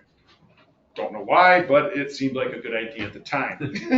So what we end up looking at is, I kind of just look at it and say, how long is it going to physically take me to come out there and inspect the roof? And then I just look at the lesser of all the evils of the cost, because roofing's expensive. And my job as a service manager is trying to keep that cost as low as possible and then show the future costs that are coming with the things. The other aspect of it is, my job is to prolong the life of that thing for as long as possible until it just physically, financially doesn't make any sense to actually sink any more money into repairs, and then we look at going to re-roof. So part of some of the benefits we have in the program, one right out the bat, if you're in the program with the inspection, is we give it, anytime you have a roof leak, you call me up and we come out and we can service it. Every time we have a roof leak, we're also going to document that in the actual system. And like I say, if we jump on with that, I can actually show you a good example of some of the other cities that we do. Can you get to the website he needs? Well, he's good. Does this include like inspecting the gutters and downspouts to make sure that everything, the water is running away from the building and flowing like it should be? So not so much usually looking at like the grade of the buildings, but we're also going to look at the drains. It's going to include minor cleaning while we're up there, because we're up there and we see debris that's plugging up a roof drain, we're going to pull that out. As long as it's minor and one guy can handle it within a matter of 15, 20 minutes, we do that automatically for free. It's covered, and it's one of those things where you walk by, it's like, gosh, you just pull it up and you put it in the trash bag. So go to www.technotracker.com. I've seen this. It's pretty sophisticated. Yeah, we tried to look at it as everybody kind of processes information differently. This is kind of the first time I've actually presented it before. Goodness to see you there. That's okay. I struggle with that thing every time. Here, actually, you can just have have it it right there and take this with you if you want. All right, that'll work.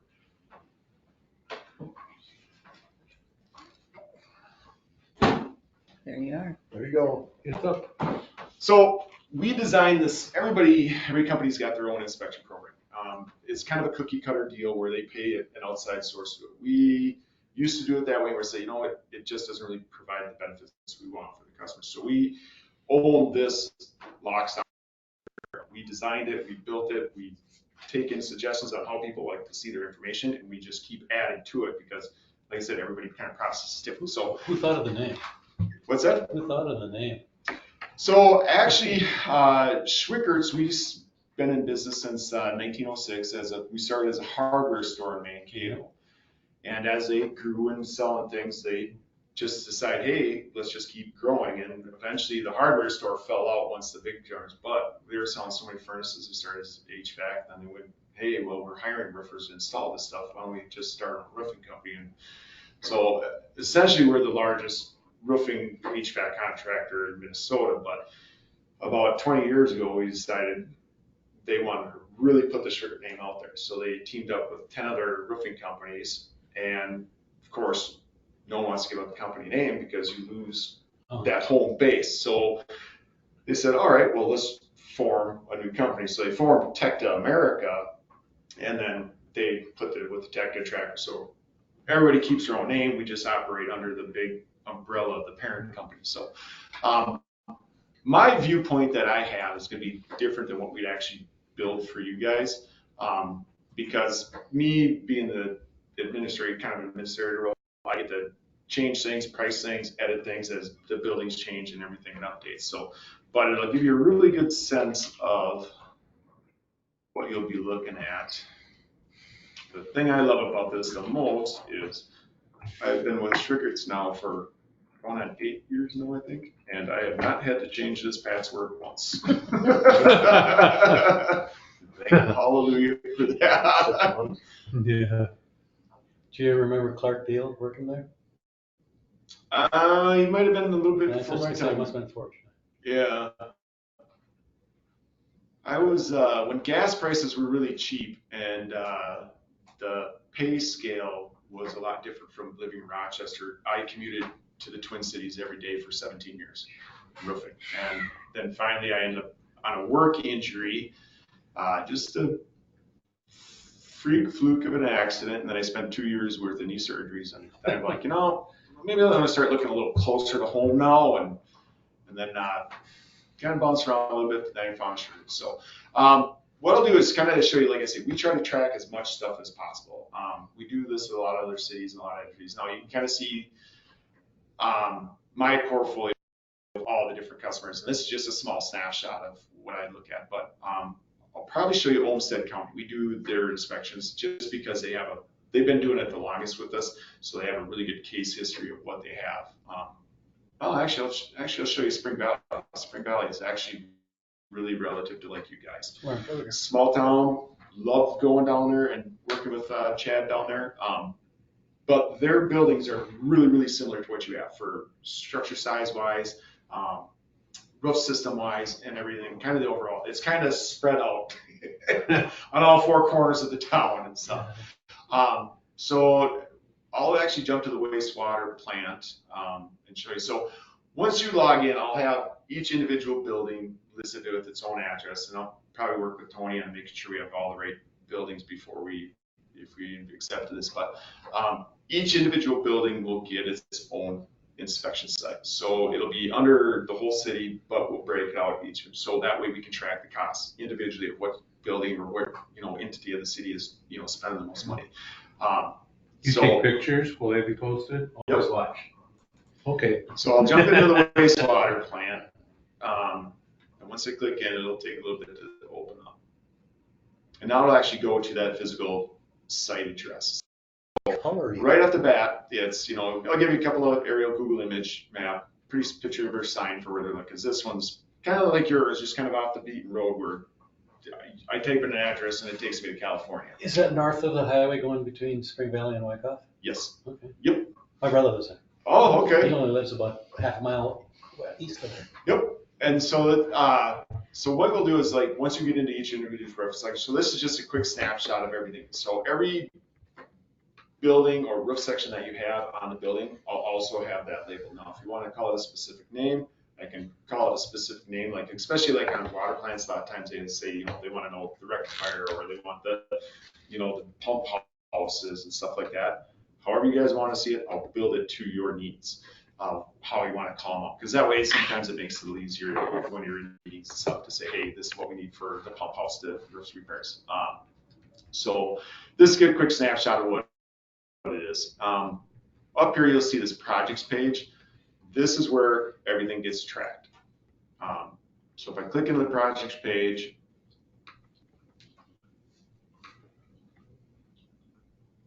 now it loads into everything we've got to do.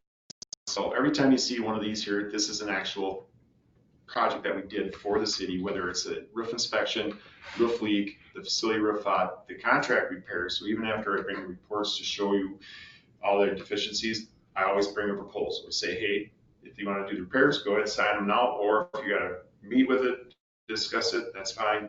This is where it's at.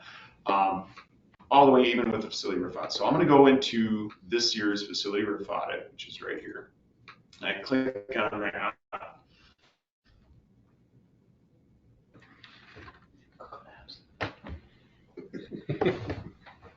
And then here's where you'll actually see the report. So anytime you'll have your buttons for your inspection report, you'll have a facility report. As long as there's an X there, that means it's published. Once I make this report, it never disappears. It'll always be at your access, 24 hours a day, 365 days. Even if you're on vacation and for some reason somebody wants you to look at the inspection report, you can pull it right up wherever you get it. So this is what your report will look like after when we do the inspection.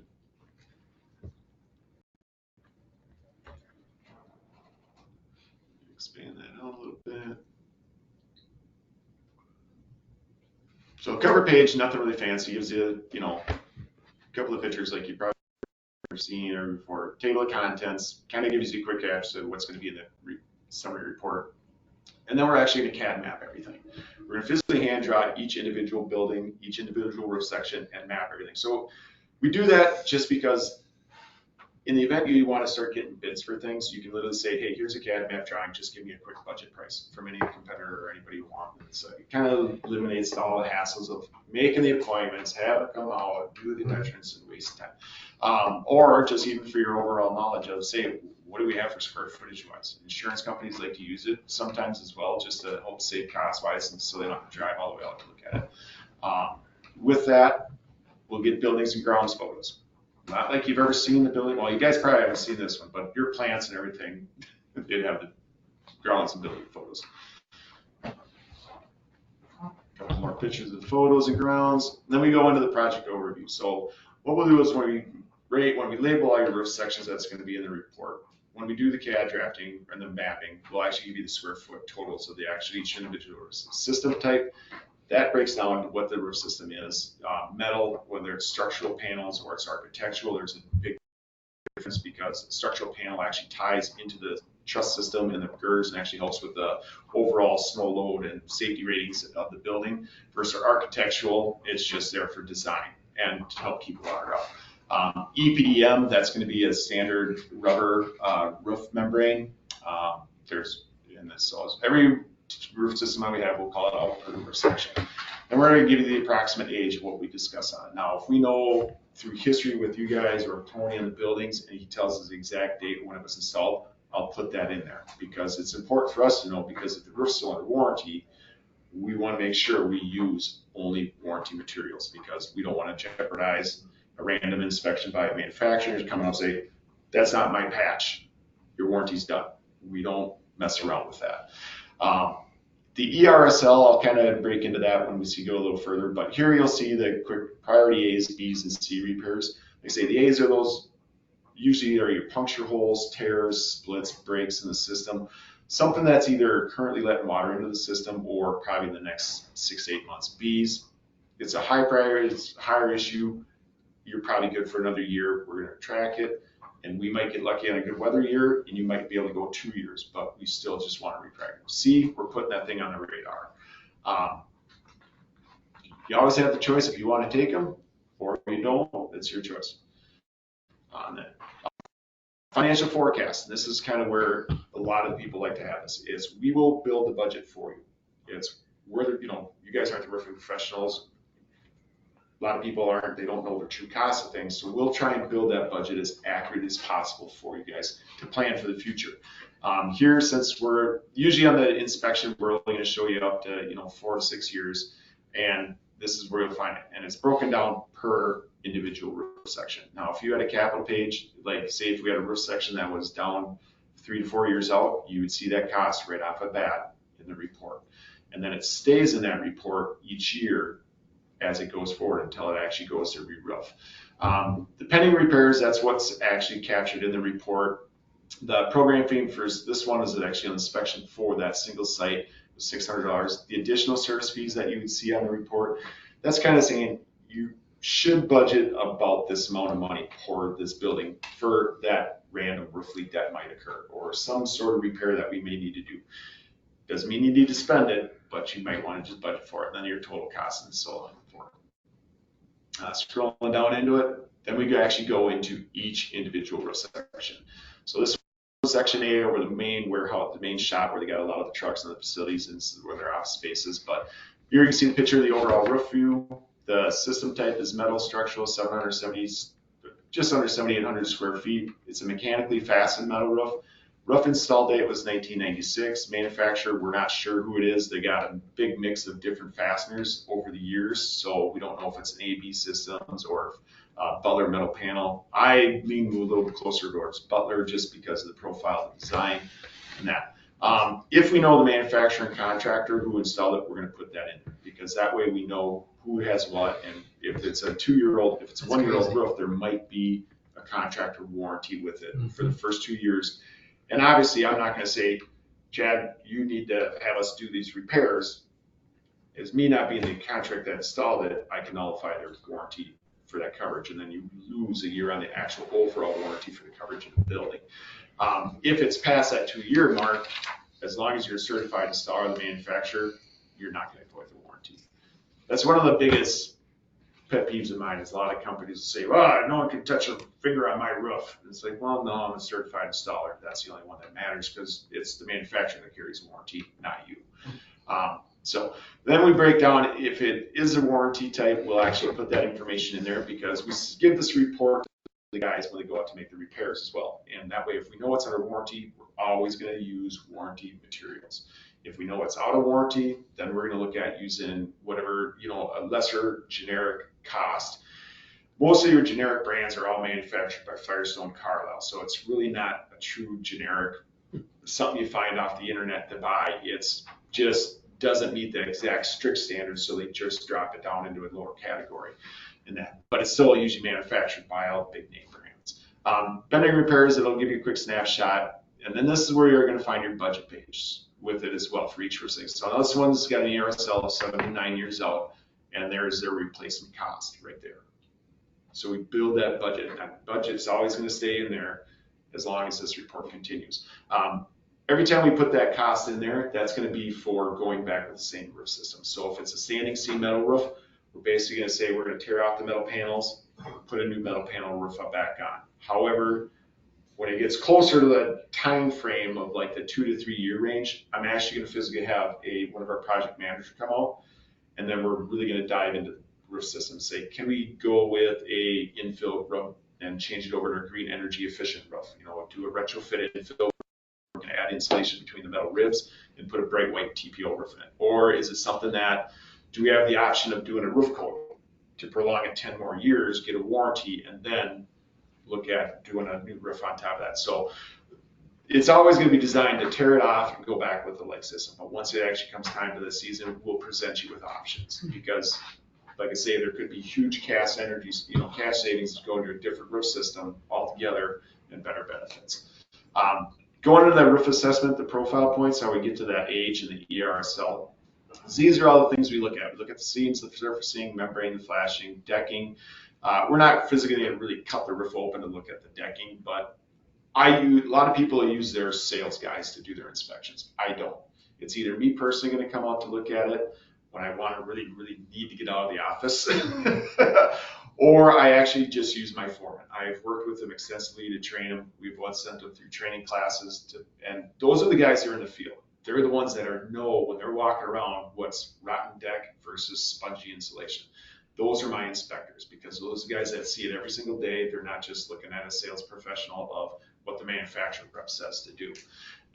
They are actually living the dreams of being a glorified, career-minded individual. And they get a good tan. So, interior sensitivity is always one of the questions that get asked. It's like, well, why is my interior sensitivity a 1 versus a 5?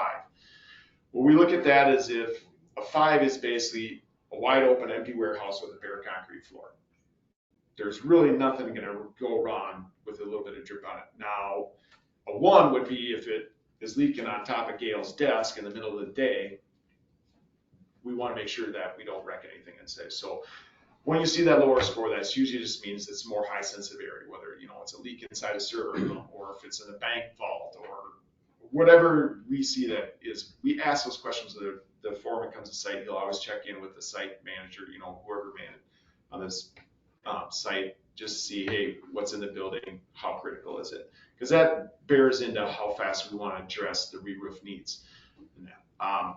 Once you go through all the point totals, you get your RAF score, and then that comes the estimated remaining service, that ERSL. Basically, we literally say, if you really don't touch the building and we have normal weather conditions, nor things go honky, just great with everything in the life of the building, you should see 7 to 9 years of life out of that roof. However, like your car, if you do basic routine maintenance, that 7 to 9 years is going to probably stretch out an additional 3 to 4 past that. Because as we come out to look at the roof and you guys stay up with the repairs on things, every time he looks at it, he's going to say, well, they did all the repairs, now these issues are here. Does that change up that RAF score? Because you always see the previous year's scoring versus always starting over from fresh scratch, because every inspector always sees something a little bit different. They're all trained to look at the same thing, but one guy might say, yeah, this is more of an A versus a B. So as long as they can see the previous scores, they can kind of see what's different and stuff. And that's important with the tracking and stuff. And then once we get into that, I think this is basically software issues, right? I mean, it's what you're providing us for information. I think, do you guys have any questions about this software or the maintenance contract? I think that's what we want to address tonight, is the maintenance contract. Yeah, I think he just wants to show you what you're getting for that price. Right. Yeah. So this is a paper report, so it'll be available digitally, but I'm always going to come out and meet with everybody every single year with the reports we go over. This basically calls out the repairs as we show them up on the roof, and we go get a little picture of the repair. Tells you what it is, and each individual repair is going to get an individual cost to it as well. So you can kind of pick and choose in there. If you really love modern technology, we're the only ones that do it. You can literally, if somebody wants to even try it, you can scan that QR code, and it'll literally take you right to Spring Valley, to the wastewater plant, right on top of that building, and show you right where that deficiencies are at. Like I said, everybody likes to see the information a little different when we try to put it in there. And then it just basically repeats and goes on for each individual roof section. Like I said, they all get their own CAD map drawing and everything like that. Let's see. Great. That's good. This one here. Yeah, can you just show them one of your leak fixes and how they document that, and then I think we can move on to the price and stuff. Go back to the project page right here. I think that was one of the nice things about it. Yeah, so even if we do repairs, so we also offer up, like NT repairs while we're on site, because it's a lot cheaper for me to fix something when I'm already here than have somebody come all the way back out and do it. So I have a price in there for as an optional additional thing. So like I say, we like to track the roof leaks as well. So here's a contract repair inspection labeled as a roof leak. And that was still processing. Let's look at this one right here is completed. As long as it says the status of it completed, or that tells you if the actual information will be fully in there. The one that's still processing is still one that we're still pushing the paperwork through. It takes a little time to put all the information in there. So once you jump in there, this one, you can see where we looked at, we went out there for a roof leak. It was out on roof section B, which if you actually click on the CAD map, you say, oh, okay, there's roof section B. It's on the main facility building. and that. But once I go into that roof section B and click on that, there it's going to tell me what the deficiency is, a little explanation of it, and then you can also get the live photos by clicking on it. And here looks like we had some open weld corner on the mechanical unit. There we circled it on the drawing for the CAD map of the location. And there you can see the repair. So there we used a metal sealant that we came up, coated over that whole weld and then sealed up in that area as well. One of the other nice tools about that is if they did this right, if I click on map view,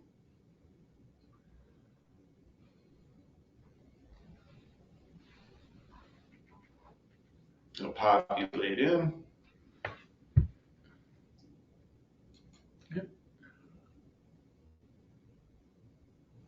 Okay, so that was one of those parts that you actually get that one in. Normally, depends on how busy we are, we try and get them also labeled on the map view, but this basically shows you this side of the actual area. And this is also available if you go into the inspections, but we try and track all the in that. One of the probably the best areas that you guys can probably utilize the most is actually the reports page. Your overview page, there's these sections up here. This is where people like pie charts, bar graphs, and other trending, we have that all built in there for you as well. Just take a few seconds to populate in.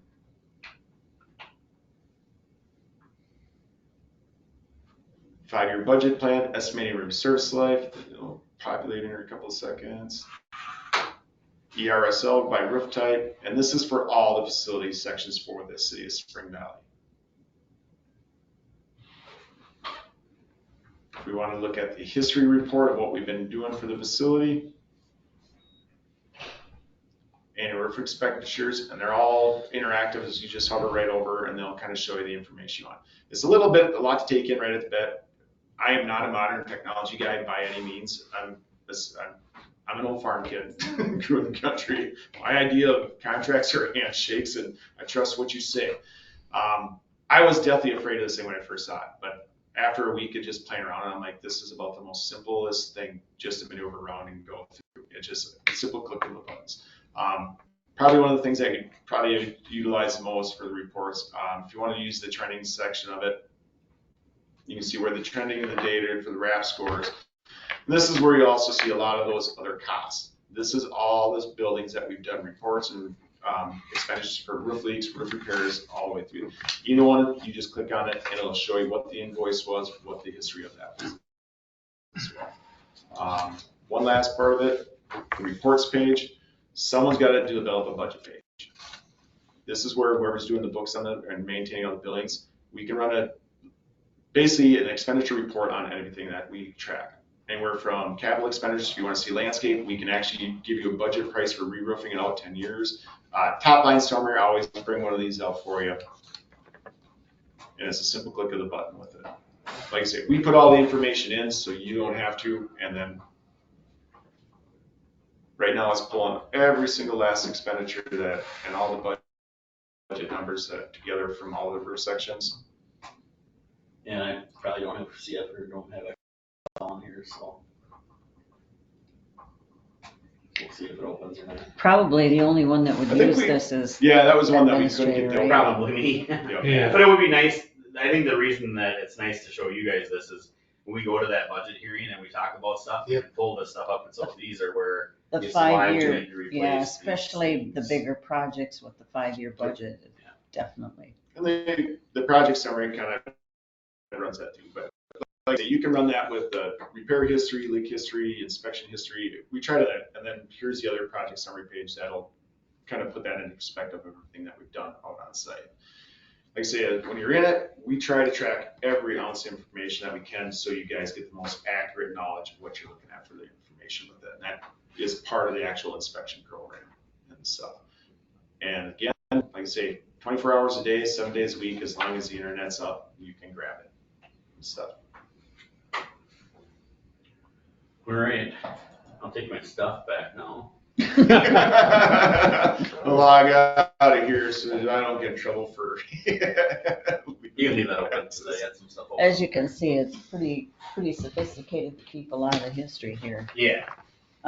I'm gonna ask the same question that I asked you down at Royal Villa.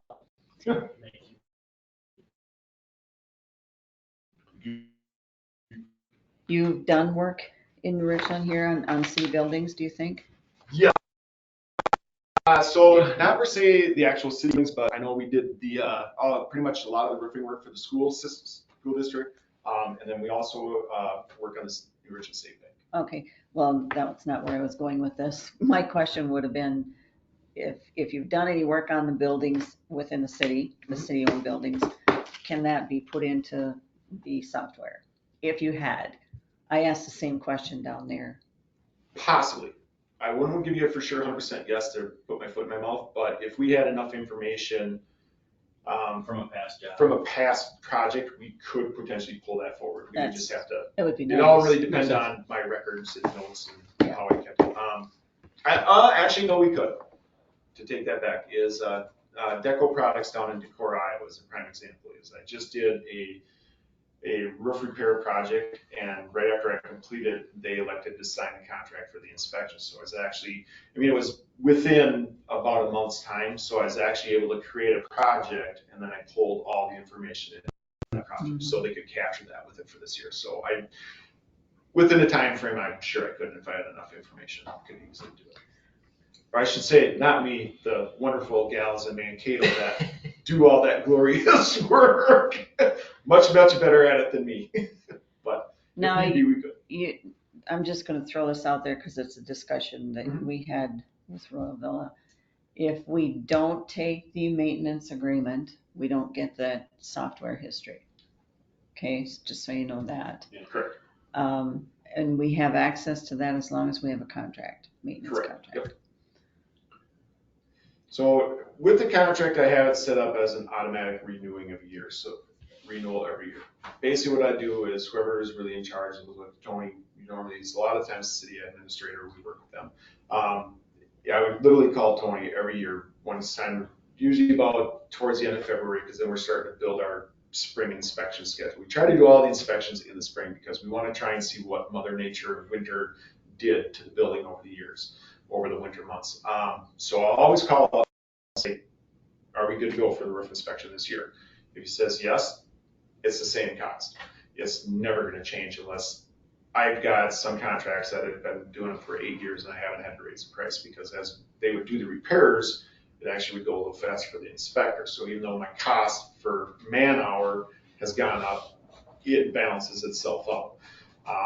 So every year I'd always call up and check in with Tony or whoever's going to be in charge with it the most and say, are we going to perform the roof inspection? Now, there are times,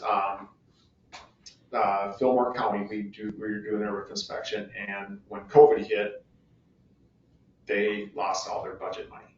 And I call them up and say, hey, do you guys want to perform this year's roof inspection? He goes, they took away all my budget money. I said, understandable, no problem. I said, just if you have any roof leaks, let me know. I didn't cancel the contract because he said we're going to continue for the next year.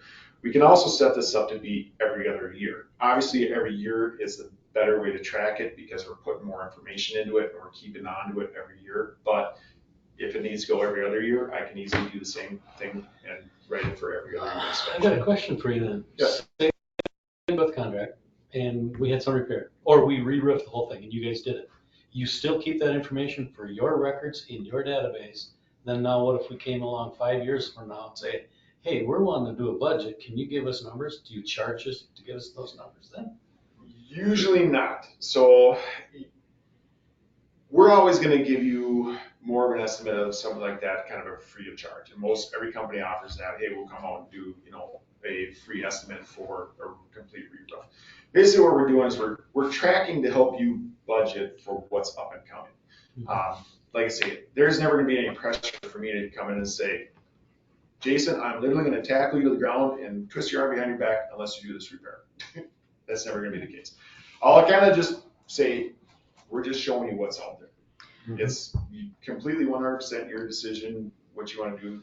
Some guys do all the A's, B's, and C's. Some guys just strictly do A's. Some will do A's and B's with it, but they're pressured by it. Under this contract, we're not obligated to have you do the actual repair either, are we? No. So, you know, when it comes to a bigger project and it's taking a lot of dollars, we could get quotes and. Yep. And So we're not obligated no, for yeah, the work. like I say, basically we're showing you, it's basically like doing an audit to show you what's there, what's coming, and Yep. what to plan for. With the benefits, one of the other benefits is and I was talking to Tony about this when we first met about it, is obviously I want to do your roofing work. We do a lot of work in town. Jay, Matt Harrington, been with him for, I want to say 2014, we've been performing the inspections on the bank and doing repairs with them, do a lot of work with the school and stuff. I'd like to keep working out here with you guys. So with the inspection program, it's now you're being proactive, not reactive. So with that, we throw an extra benefit with it. So anytime you have a roof leak, or say we're in a board meeting with somebody and all of a sudden you spring a leak and it's 9 o'clock at night, Christmas Eve. Hopefully you're not in here at that time in a private board meeting, but if you were, you can simply call me and I would send guys here as long as it's safe to do so. With that benefit, we're not gonna charge overtime rates, no emergency fees. You'll get our standard normal charges. Some of your emergency phone calls, service calls range anywhere from $275 an hour to $450 an hour. We average about $125 to $145 an hour, and that includes some light materials with it. So that's a huge cost savings right there with being part of that program. The other thing we also look at is an automatic 5% discount on any service invoice for like leak, the emergency leaks or any other leak service that we may provide as well. Now, another option is you cannot take the contract, still call them for annual inspection. You just don't get it. We won't get the benefit of the software. Yep. I think I heard you say, and I was reading this while you're saying that, for the basically $2,000 a month. That's a year. Yeah, that's what I meant, a year, sorry. If you come out and see something, you're gonna fix that little repair for nothing? No. Okay. So what That's we'll I do is, thought. so on the line item, it says with the open option to include and not to exceed amount. It's basically, usually on a smaller building, I usually just throw a random number of $500, just a basic, because I can hit, depending on the roof system, I can usually do anywhere from 5 to 10 patches for that $500 while I'm on site. However, I'm only going to charge you that if I actually make a repair. So if, I gave Gail a good example, it's if I come out on, say, the city hall on this roof set, on this building, and I find 2 patches that need to be done, and it's going to cost you $250, I'll do those patches as long as you give me the authorization under the NT amount, and I'm still only going to charge you $250. I'm not going to charge you full $500. Or if we check that box, we're saying if the repair is under $500, we're giving them the green light to just go ahead and fix it. Yeah, but here's where I'm getting the disconnect. That is included in that $1,900 every year? No. You just have to pay that extra It amount. would be additional. That's all I want to know. And like I said, The it only gets 1,900 used is if only I actually. It's not like the contract we have on the water tower. We're paying a certain fee and everything's done. Yeah. Okay. So the thing that I really am looking at this for, especially now with the situation that we've been through in the last couple of years, is we're trying to put together this really nice 5-year capital plan. This helps us get to that point with some very good figures. So they're in about something what's scary. going on, right? Well, I know there's patches on the ambulance garage. Yeah. Because the ceiling is falling in.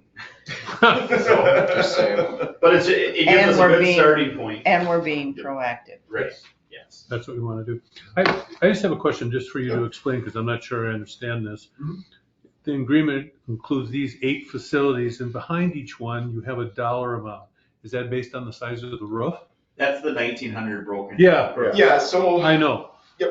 So again, okay, explain that, because no, I did add these all up and it comes to $1,900, but I was curious how you get to the amount. For each one. Yeah. So like I said, is normally I look at Yeah, a square foot or cents per square foot. So we range between 3 cents to 8 cents a square foot. Obviously at 10,500 square feet, I'm a little under. I didn't want to say that's basically $300. For me to pay my inspector to come all the way out here for one cost of $300, I can't feasibly make that work. Now if I put it at 8 cents a square foot, and then I look at the actual size of the building and how long it takes me, that doesn't make any sense either. So what I do is I look at the the lesser of the two evils and come out with a good, try the most Okay. comparable sense cost savings wise. So for me to come out and look at that building, I think I was looking at, we're probably gonna be about 2.5, 3 hours for my guy to actually physically inspect. Now, that doesn't include driving all the way out. And then I looked at, okay, since we're lumping all these buildings in, I can probably get 3 or 4 buildings done in maybe one day. Gotcha. So now I split that drive cost for my guys accordingly and stuff like that. It's kind of really good, it makes sense and stuff. And Yeah. if everything works out good, I would kind of try and time it out at the same time I come out to do the state bank and then Sure. with the Right. fill it as well. So that way I can kind of shape it. So it's basically, I look at it and I think this is what we can do this for. Okay. No, yeah, because I was just looking, when you look at the $150 ones, I mean, they're all in the 2,000 square foot range. Yep. And then you more than double the square footage on the Public Works building. I It's saw that. $200, only went up $50, but the square footage Doubled. more than doubled. Yep. Okay. Yeah, like I say, I kind of looked at all the buildings and so usually on your standing seam metal roofs, they usually walk a lot faster because we're looking at just screws and there's usually hardly any penetrations going through the roof. So a lot of times they walk a lot faster and they're a little easier. to So less inspect time. versus- Exactly. less Okay. time. Yeah, it makes sense. Thank you. His experience, Tyler. 27 years of glory. A whole lot of sunburns later. I think it's worth it. Any other questions for him?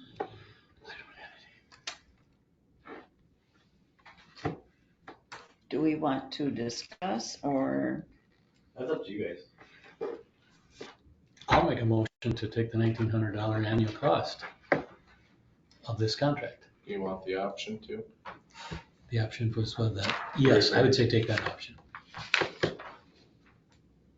Because the option doesn't cost anything, does it? Exactly. It only costs unless Unless there's a repair. repair.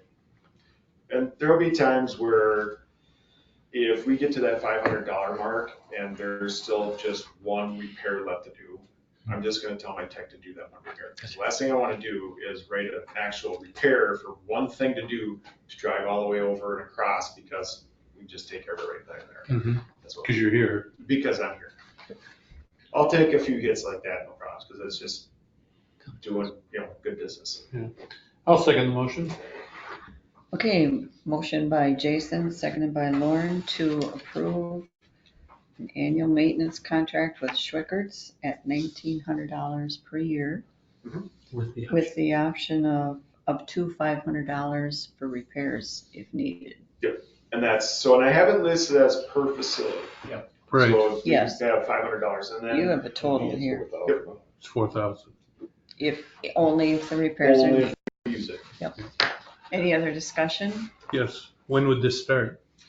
If you wanted to, I could probably still get an inspection done this year for you. However, I'll leave it totally up to you guys. We're kind of in that time frame of by the time we get the inspection done and all the reports completed, we're gonna be right about that fall range. And then it's gonna be a very short window to spring. To So, repair because of the weather. depending on the roof system and the mother nature, Okay. we had 70 degrees and tornadoes last year in December and we were getting all sorts of work done. So the weather plays a little factor, but it's more or less the timing of, you're gonna have an inspection right away in fall and then within 6 months do it again. I'd leave it up to you guys. I mean, I'd be more than happy to do it so you start with a good baseline. And I'd probably say, So would it be to Schedule-wise? your benefit to do an inspection so you know, like, what to expect in the spring? Well, I'm wondering, a little bit, not as high up as I you have think. some concerns over winter with our buildings. and exactly, that for sure. And that if we sign a contract tonight and we don't get an inspection till spring. Yeah. We've paid for a half a year of nothing. Would that affect our budget now? I mean, this year's Absolutely budget. not. Yeah. He said the inspection charge. Only when When you you do do the the inspection. Well, and I'm talking about the $1,900 contract. That's what I'm What talking would that do in our about. budget? You don't pay nothing until it's inspected. Doesn't get Yeah, charged. there's no cost. That's the biggest part about the contract. I don't charge you anything unless I physically do. the work. Okay, So it It's would, not like a lot of contracts where you sign it, you pay that. And if we don't regardless. use you, So now a follow-up question. Yep. I'm just thinking now, so if we were to sign it now and you did a fall inspection, would there be another $1,900 charge in the spring, or would that? Yes. Okay. so this is a January to December contract. not necessarily. In a way, yes, it would be, because it would be, basically what it is, every time we perform the inspection, it would be $1,900. So if we do one now in spring, we would look at, or now this, before the fall hits, you would have that essentially close to 6 months before we go back into the spring months to inspect it. I'm not in favor of that. Yeah, but he just told us that we could go every other year. So, I mean, I guess, I'm more concerned with the status of the roofs now, especially with the library building. Right, so why would there be a need to do it in 6 months again? No, you don't have to. You don't. No, You don't have I to. know. What can our people He's do? just telling us the scenario. If we Don't we have a have a building spring one, inspector? then we pay another 19. We I'm We have not the in same favor of that. What do you that's do? right. The biggest Let's issue do why it we always, yourself. the Yeah. biggest issue that we run to Yeah, we with won't the have to roof pay system you. is the winter months are the most harshest on your building. When you have an EPDM roof, it's like, I always refer to it like a reverse rubber band. You play with a rubber band, that thing just gets bigger, bigger, bigger, never goes back to the same size.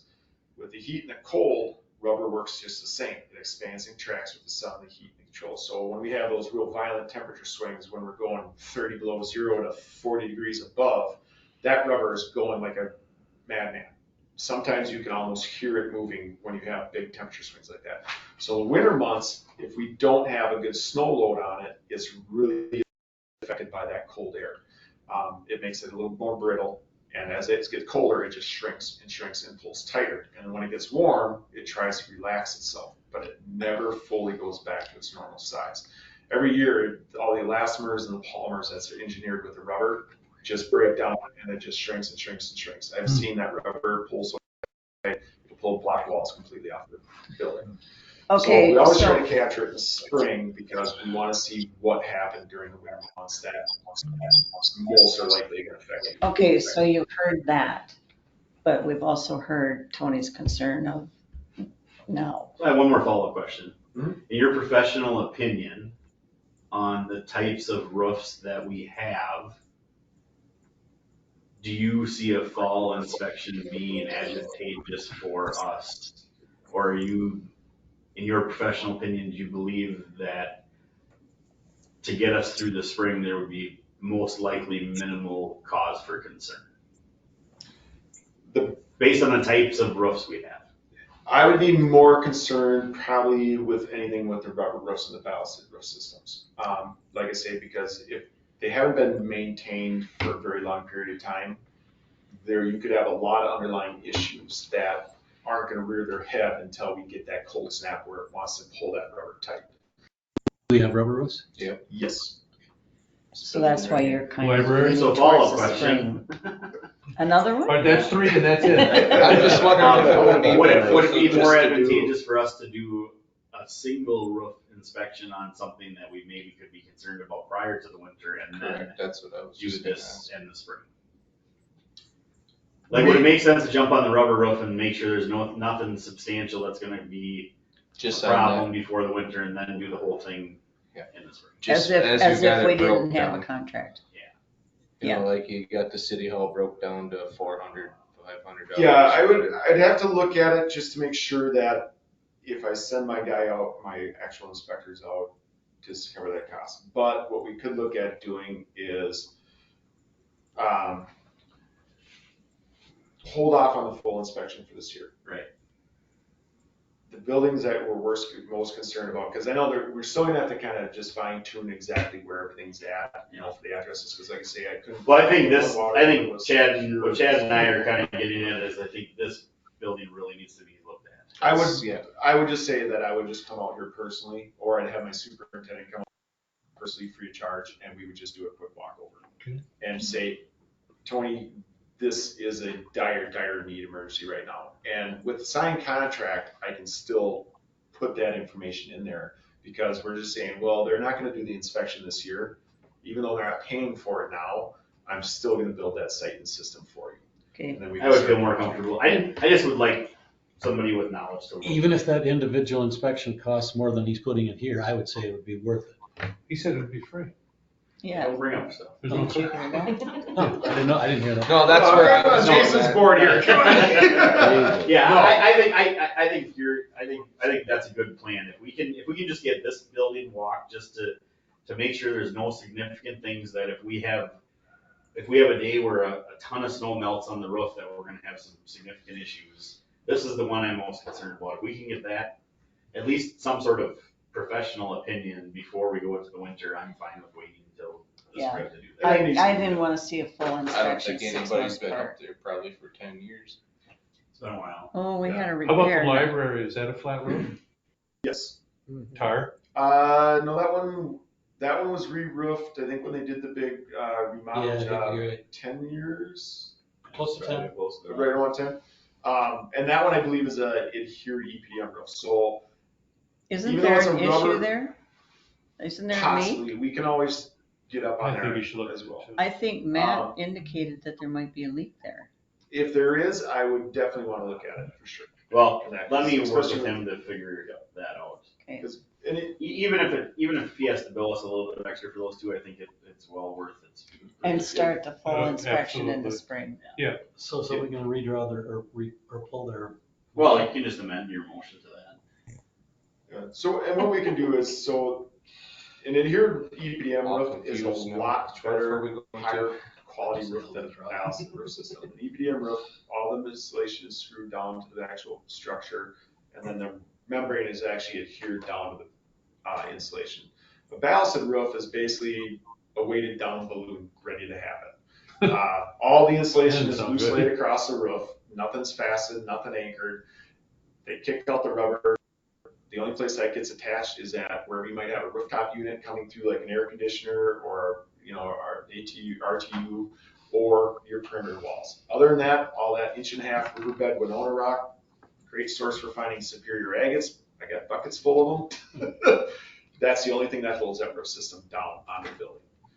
Very, very budget friendly and cost effective when you put it on, but as the years go on, the repairs are what come back and are a lot worse than managed for money wise. Okay. Okay, we have a motion and a second. Do we need that amended to state that we would like to start full inspection in the spring? No, I think we've talked about it through the discussion. I don't think it needs to be amended any further. Okay.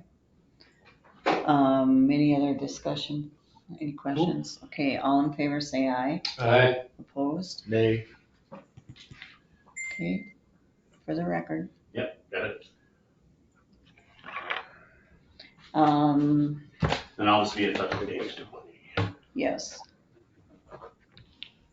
We'll be in touch. Perfect. Awesome, thank you. Not a problem. Thank you.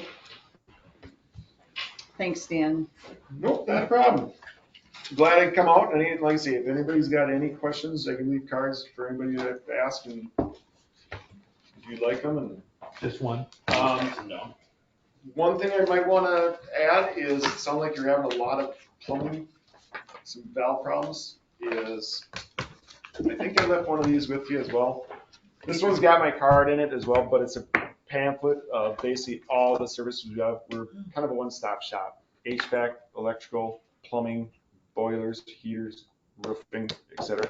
I'll leave that with you guys as well. So like I say, if possibility of maybe some issues with some of the piping out of the wastewater, feel free to give us a call. We can see maybe we can help you guys out. Awesome, thanks, Dan. All right. Thanks, Thank Al. you. Thank you. Have a good night, Thank you. Al. In 1976, I bought an old van. Was he here listening to this? Oh, Al was just here to, Old van. he was here. Oh, okay. No, I was just curious. Yeah, no, I touched base with him before the meeting, so. The Um, only seat in it was the garage. I just want to comment too that Jody, in reference to your vote no, I want to say too that when it comes time to budget time, we do need to talk about all these contracts we sign up for and evaluate whether or not we're really getting our money's worth. I have a folder on my computer that I've been keep track of, and they're getting put in there, and then it says what the expiration date is on all this stuff. That was kind of why I was getting to ask you, how is this gonna affect the budget? The nice thing about this is he's got it broken down per building, so that cost will be broken down between fire, ambulance, It police. doesn't sound like it's very legit though. What now? The cost after each building doesn't sound like it's very legit for them though. Well, it's a guesstimate anyway, Right. but that's how it's gonna get broken off for budget wise. So I mean, That's fine. all said and done, it's gonna be, the hit to the budget is gonna be like $200 or $300 a department for the. I realize that, but you know, it's contract after contract after contract that we approve, and I think we need to evaluate whether we're getting our money's worth. No, I agree 100%. You know, one of the things I'm talking about is that Minnesota Valley Action Council. I don't remember what that was per year. Or what was that it? lady? Stuff. Well, the Yeah, lady that was here and went on maternity leave. I understand she was on maternity No, leave, I but can't we remember haven't the gotten any, I've been working with them on stuff. have you? Oh, yeah. Okay. What was that name? That's just a That's the only conversation reason we I need to have in said budget It's, year. yeah, it's been slower than it should be because she's out on leave and so they've got people Yeah. coming for it with their interns that don't know a heck of a lot more than I do, you know, so it's one of those, and we haven't got a bill. We haven't got a bill. Oh, we haven't at all Mm. for the whole contract? To address Gail's concerns, I think that's just a conversation we need to have every budget year in politics. Yeah. Oh, yeah, absolutely. And I don't necessarily think that we need to do that every year. But I mean, we're trying to switch over to this 5-year capital planning plan, and that's pretty significant detail to go through and say, we know that we have to replace this in 10 years, and so we kind of got this list. Well, especially if we don't address it and it does come up and bites us in the butt. Yeah. Well, I think for the first year, it's probably a good idea to just get all the buildings inspected. Beyond that, I mean, it's not gonna be my decision whatsoever, but beyond that, then you know where you're at. Yeah. Yeah, so, You should see updated financials now. I apologize for not getting them to you. Previously, we had some issues with some computer things, but you should see all those revenue sources that you were not Mhm. seeing. in They the look a past. lot better. Yeah, it does look a lot I better. apologize. Some things got missed and we're having a hell of a time with bank recs on the Banyan system, which I'll talk a little later, but, so those should be current as of the 31st of July.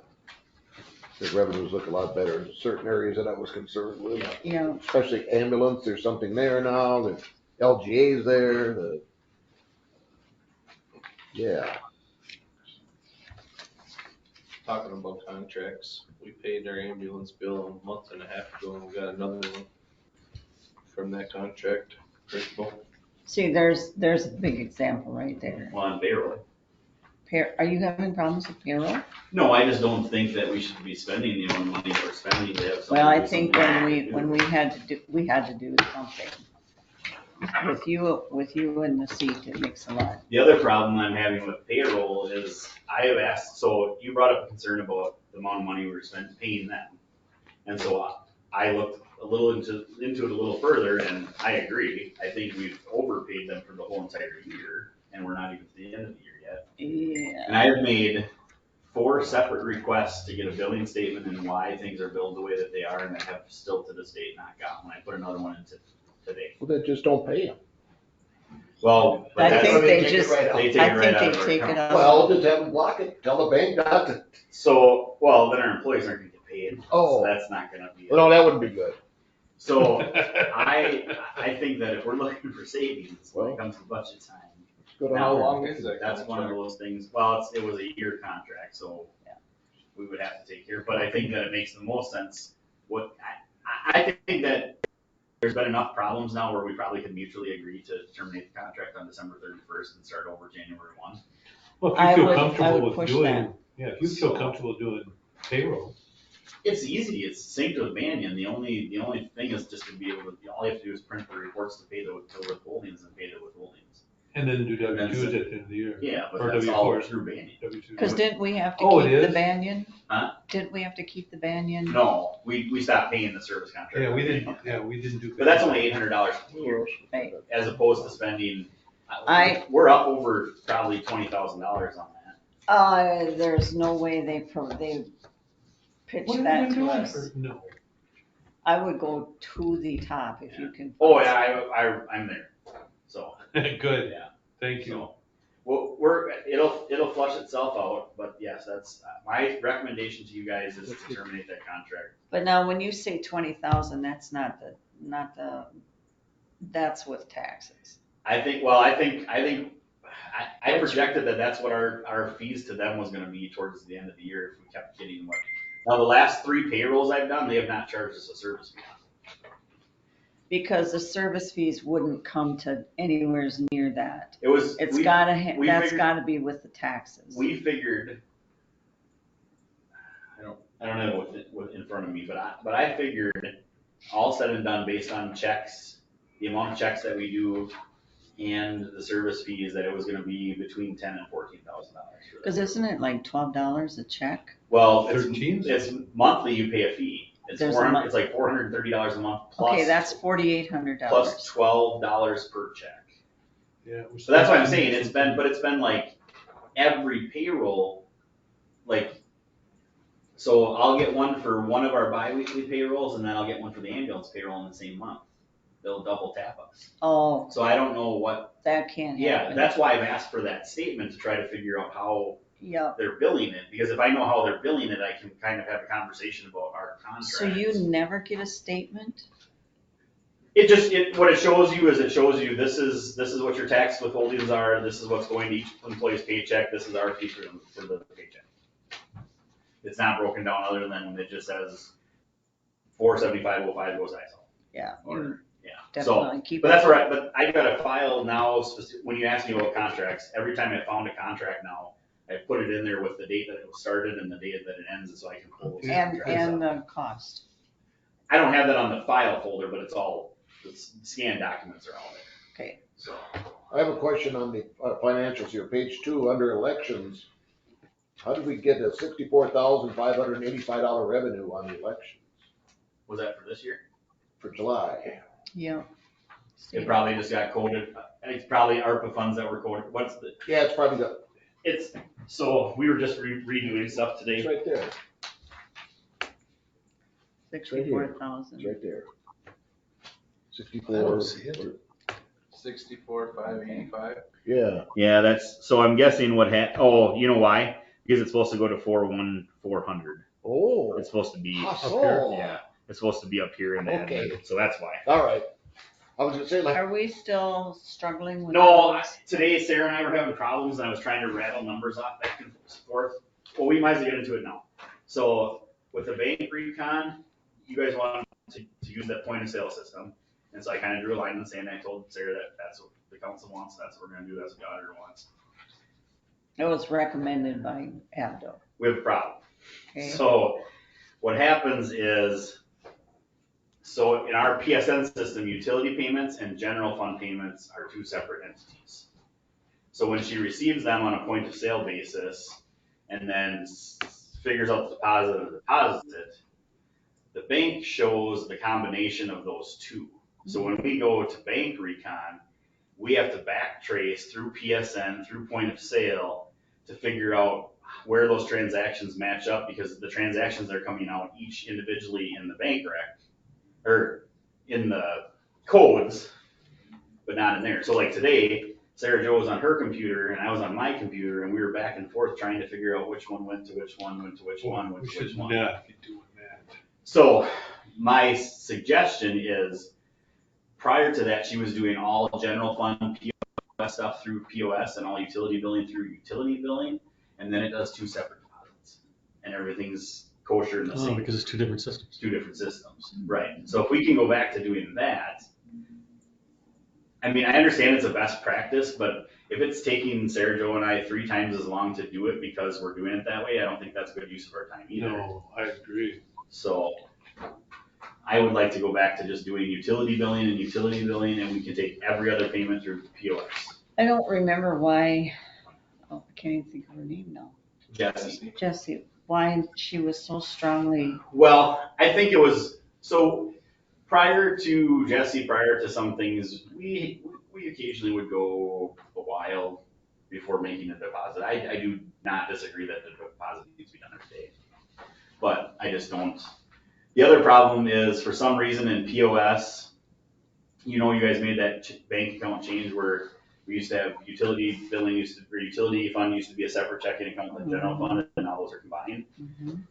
We've changed it, Banyan's changed it, and every once in a while, 3 transactions a month will still get pushed through to utility billing. And Banyan can't figure out why it's happening, Sarah can't figure out what happened, I can't figure out why it's happening. But it's just, these are the problems that are complicating all this stuff. So, if you're okay with it, I would just like to use POS for general fund stuff. Well, And then use gosh, utility billing. if you can figure out a way to keep the POS and use it, if you feel it's beneficial. It's beneficial to those daily transactions because we have a register of that stuff that's coming in. Okay. But I think just it complicates the process so much on the back end when we do financials and bank recon. So you can do both? We can do both. So basically what happens is when you take a utility fund payment in POS, it comes through POS and then the system saves it in POS. And then POS sends it to utility billing and it saves it. And then utility billing sends it to Banyan and saves it. So there's 3 steps. Whereas if we take it in utility billing or in POS, if we took all the general fund things in POS, it would save right to the general fund, or right to Banyan. And then if we took the utility payments in the utility software, it would save right to Banyan. So it's one step both ways. Okay, so I guess my next question then, I mean, if you know for a fact that you can use both, fine, but is it even worthwhile keeping the POS and paying Banyan for that? Was it a best practice or was it a requirement from that? I think it was best practice. Okay, so probably not if we do daily deposits. I don't know. Let me have a conversation with Sarah about that if she feels it's beneficial. What happens if you don't do daily deposits? Does that screw it up? Well, they don't want you to do it that way. They don't want us to keep cash or checks. Well, I understand that, but there's gonna be times that you're not gonna make a daily deposit. It's just gonna happen sooner or later in the For year. the most part, if we don't, Right, but I mean, if you don't do that, what is the ramifications? nothing. Nothing. Okay, then Nothing. I'd say what she's saying we should do. No. And we can do basically what POS is doing by documenting everything and just, Sure. It's the same schedule and then we probably would save us $800 a year. I don't know. Well, that's what I'm getting at. You know, if you're gonna back off from using that for utility billing, whatever, then is it worthwhile to pay that $800? What would be a good time frame for that to say, until the end of the year? Or No, I want to change it now before we go into August financials because it's a mess.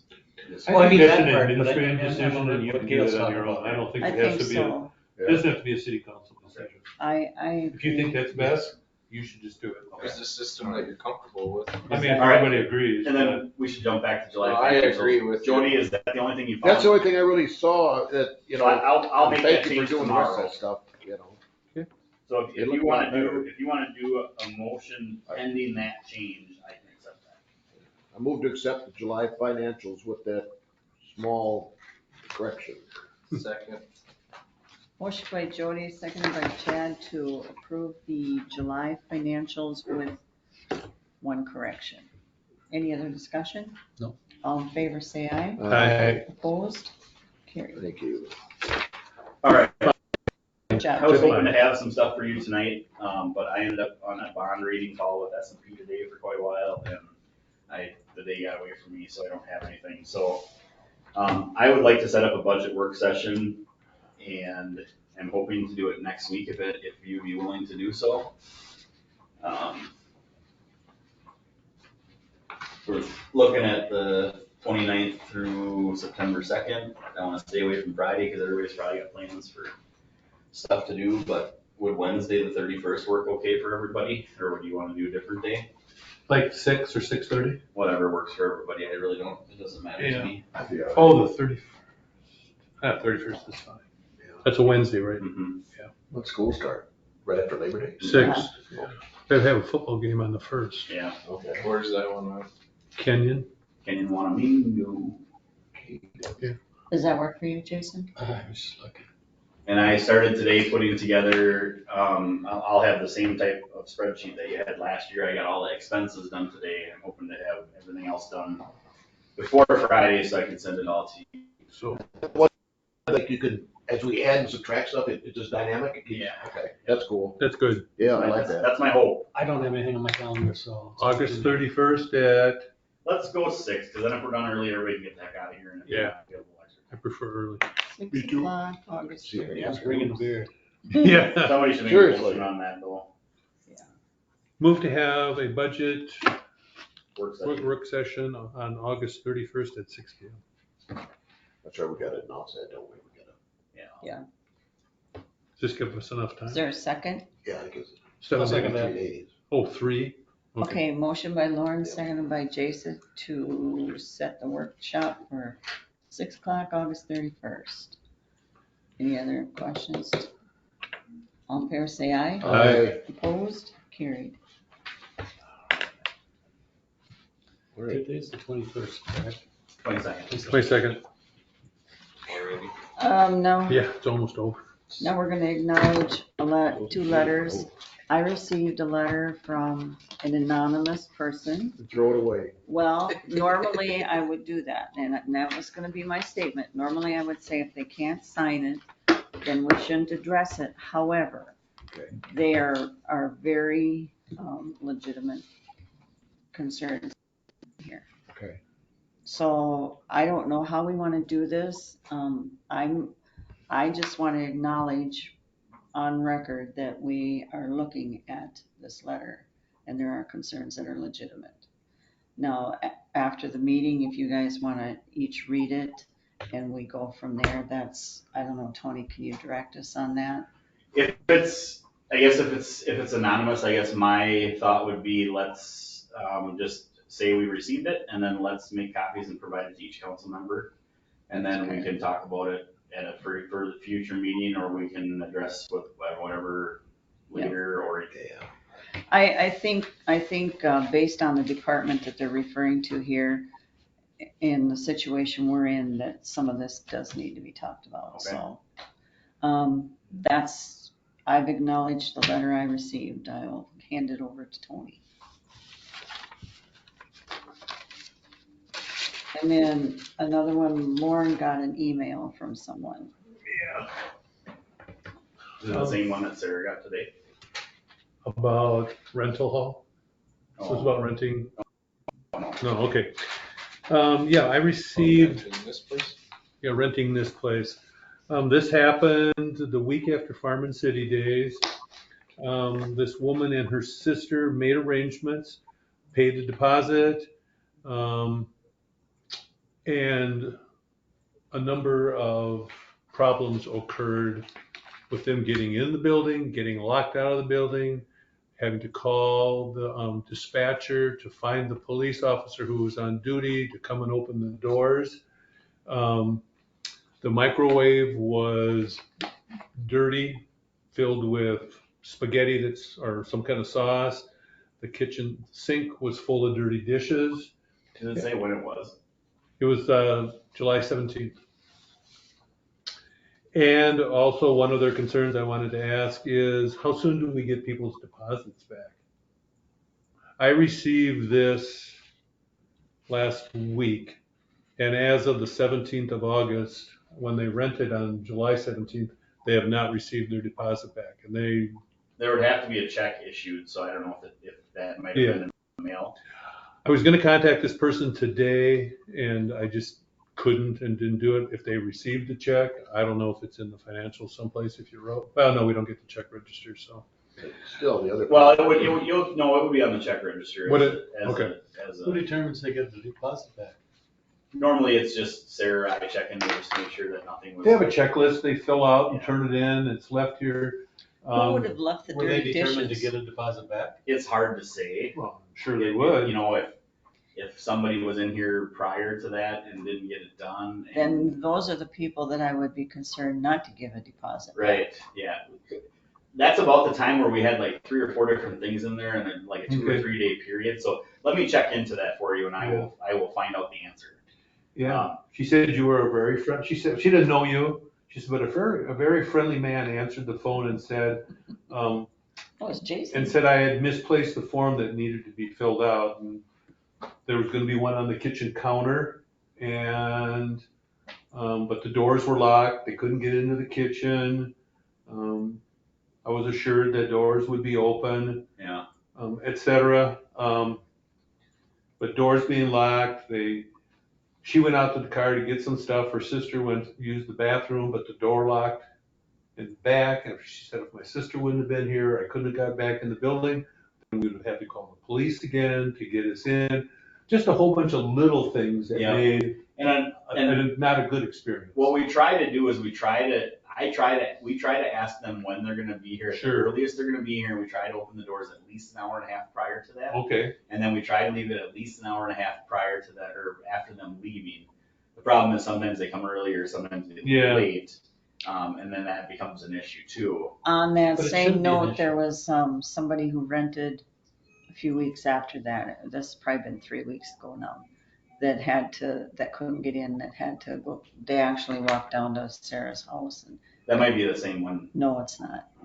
No, this is different. 'Cause I know the people, I don't know them, I know. I would say the rules should be, if you have a set time to say that if they're gonna open at this time frame and they're gonna close at this time, it is none of our fault if they come before or they come later.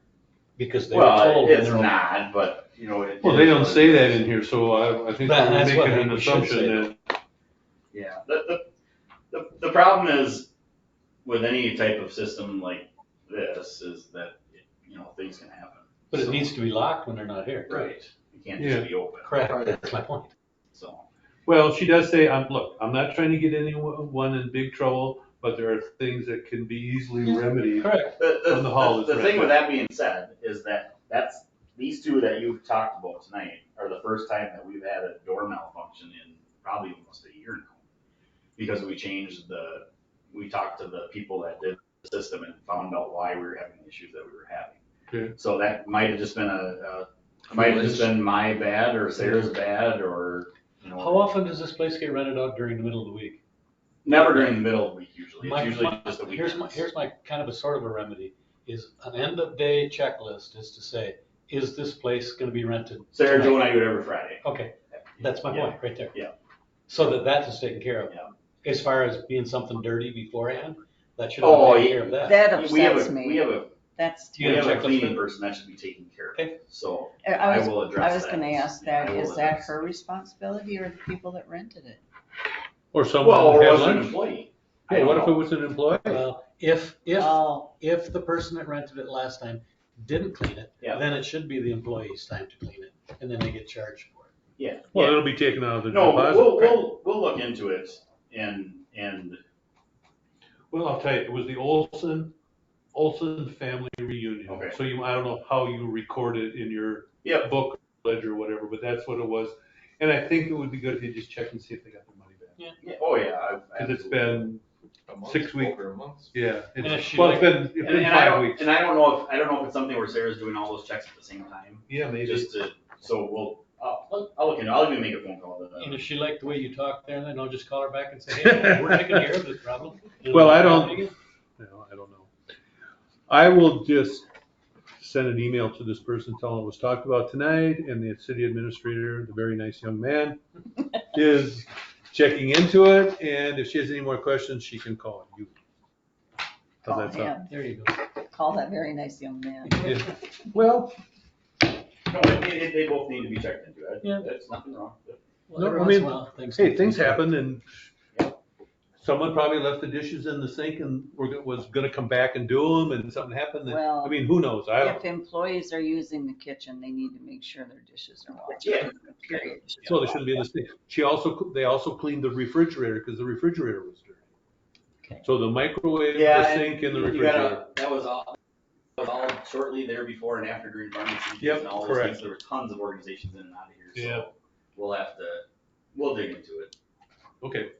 Do you have a checklist in there of what they're responsible for cleaning up when they're done? For the people that use the hall, yes. Mhm. Okay, Yeah. good. Yeah. I kind of figured it was. Yeah, Well, there is. then we came up with that list. Yes, they did. I thought so too. Yeah, it's fine. You know, it's not a big complaint, just, No, but it's expensive to rent the hall, so. Yeah, if we're gonna raise the rent, Yeah, I agree. we need to. all right, thank make you it for, work. I just Yeah. wanted to share Maybe that, think thanks. about Getting silverware and stuff in there. Yeah, we talked about that, didn't we?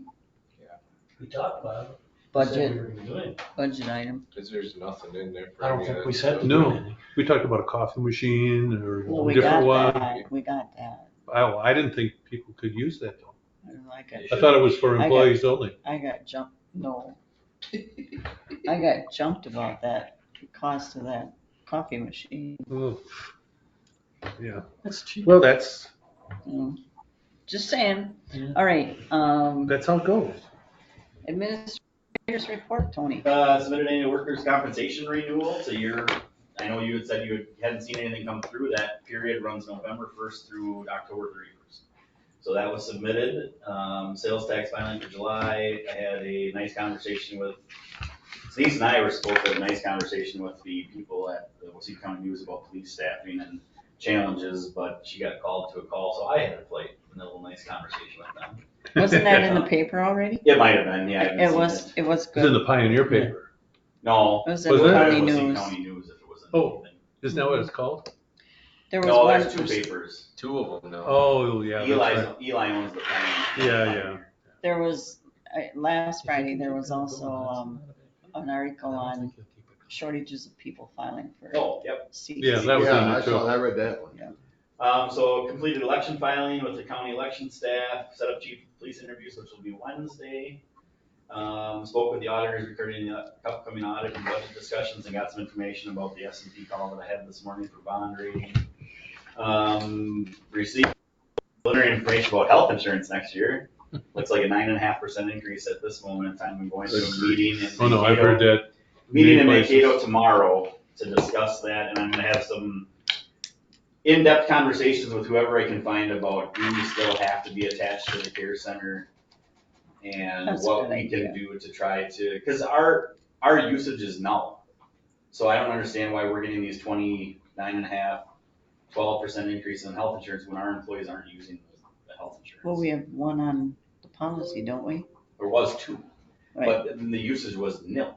right. But we're absorbing a lot of the care center Yeah, staff that's usage the- from. That's There the was issue. discussion, Tony, last year about breaking away from that group, so have it again. Yeah, well, and I did, but the problem was, I was advised that because of the CARES Act, we have to be combined with them. So I'm gonna dig into that. Yeah, that's We'll good. find some more. They're Good. not city employees. Yeah, they are. Well, they're technically, Technically, they are. they're just have their Well, we own, don't interview them. We don't Yeah. pay them. they're city-owned facility. Well, Another reason to maybe look a little closer about Yeah. what to do with that organization. Absolutely. Put together budget materials, working on that, you should have it hopefully by the end of the week. I spoke with the PD union representation about, how we don't have anybody right now, but we still are gonna talk about that. You know, I think we requested to be in on that discussion, Well, we won't have it until we have a person, so there isn't anybody right now. not right now, no. Okay. I'm going to, when I do the budget projections, I'm gonna build in like we're gonna negotiate, Yeah. have some sort of increase, but we'll discuss that later. Okay. Reminder for everybody, unite tomorrow in the city park, 6 to 7 PM. Please come down and have a hot dog and say That's hi. tomorrow. And vote on the new city logo, if nothing else. What time is it? 6 to 7 PM. So, It says on his report. so please come down, have a hot dog. Lots of good, we got cookies from Casey's and Neighbors got hot dogs and Wagner's got buns and Are you, Willow's are did- you doing it? I think I'll be down there doing Grilling? something. Firefighters will do something, yeah. At work. You're gonna grill? Yeah, I think so. Yeah. Why? So. You worried about it? No, it's hard work. Well, it's Hot. That's a good thing. Oh, So, it's not.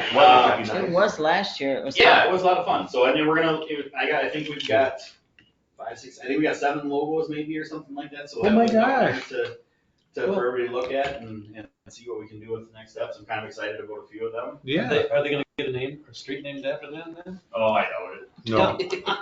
Uh, I don't very, think so. very important to note that we have 2 birthdays for the month. Chad Neitzel is coming up September 7th. All right, Chad, yay. Alex Moen on the fire department on the 6th. So those are your upcoming ones before the next meeting. We want cupcakes on the 8th. And then, outside of that, I don't have any more information for you for this evening. The first. You A got, Wednesday. you got homework to do, don't you, Tony? I have lots of homework to do. Usually happens, yeah. Okay, so the next time we're gonna get together is the 31st. Yep. Next Wednesday. We still need a motion to adjourn if somebody wants to go home. Move to adjourn. Second. Motion by Lauren, the meeting. Any other discussions? Do we have to adjourn? Do you have to All in what? favor, say aye. Aye. Opposed? Carried. That's. 9 o'clock.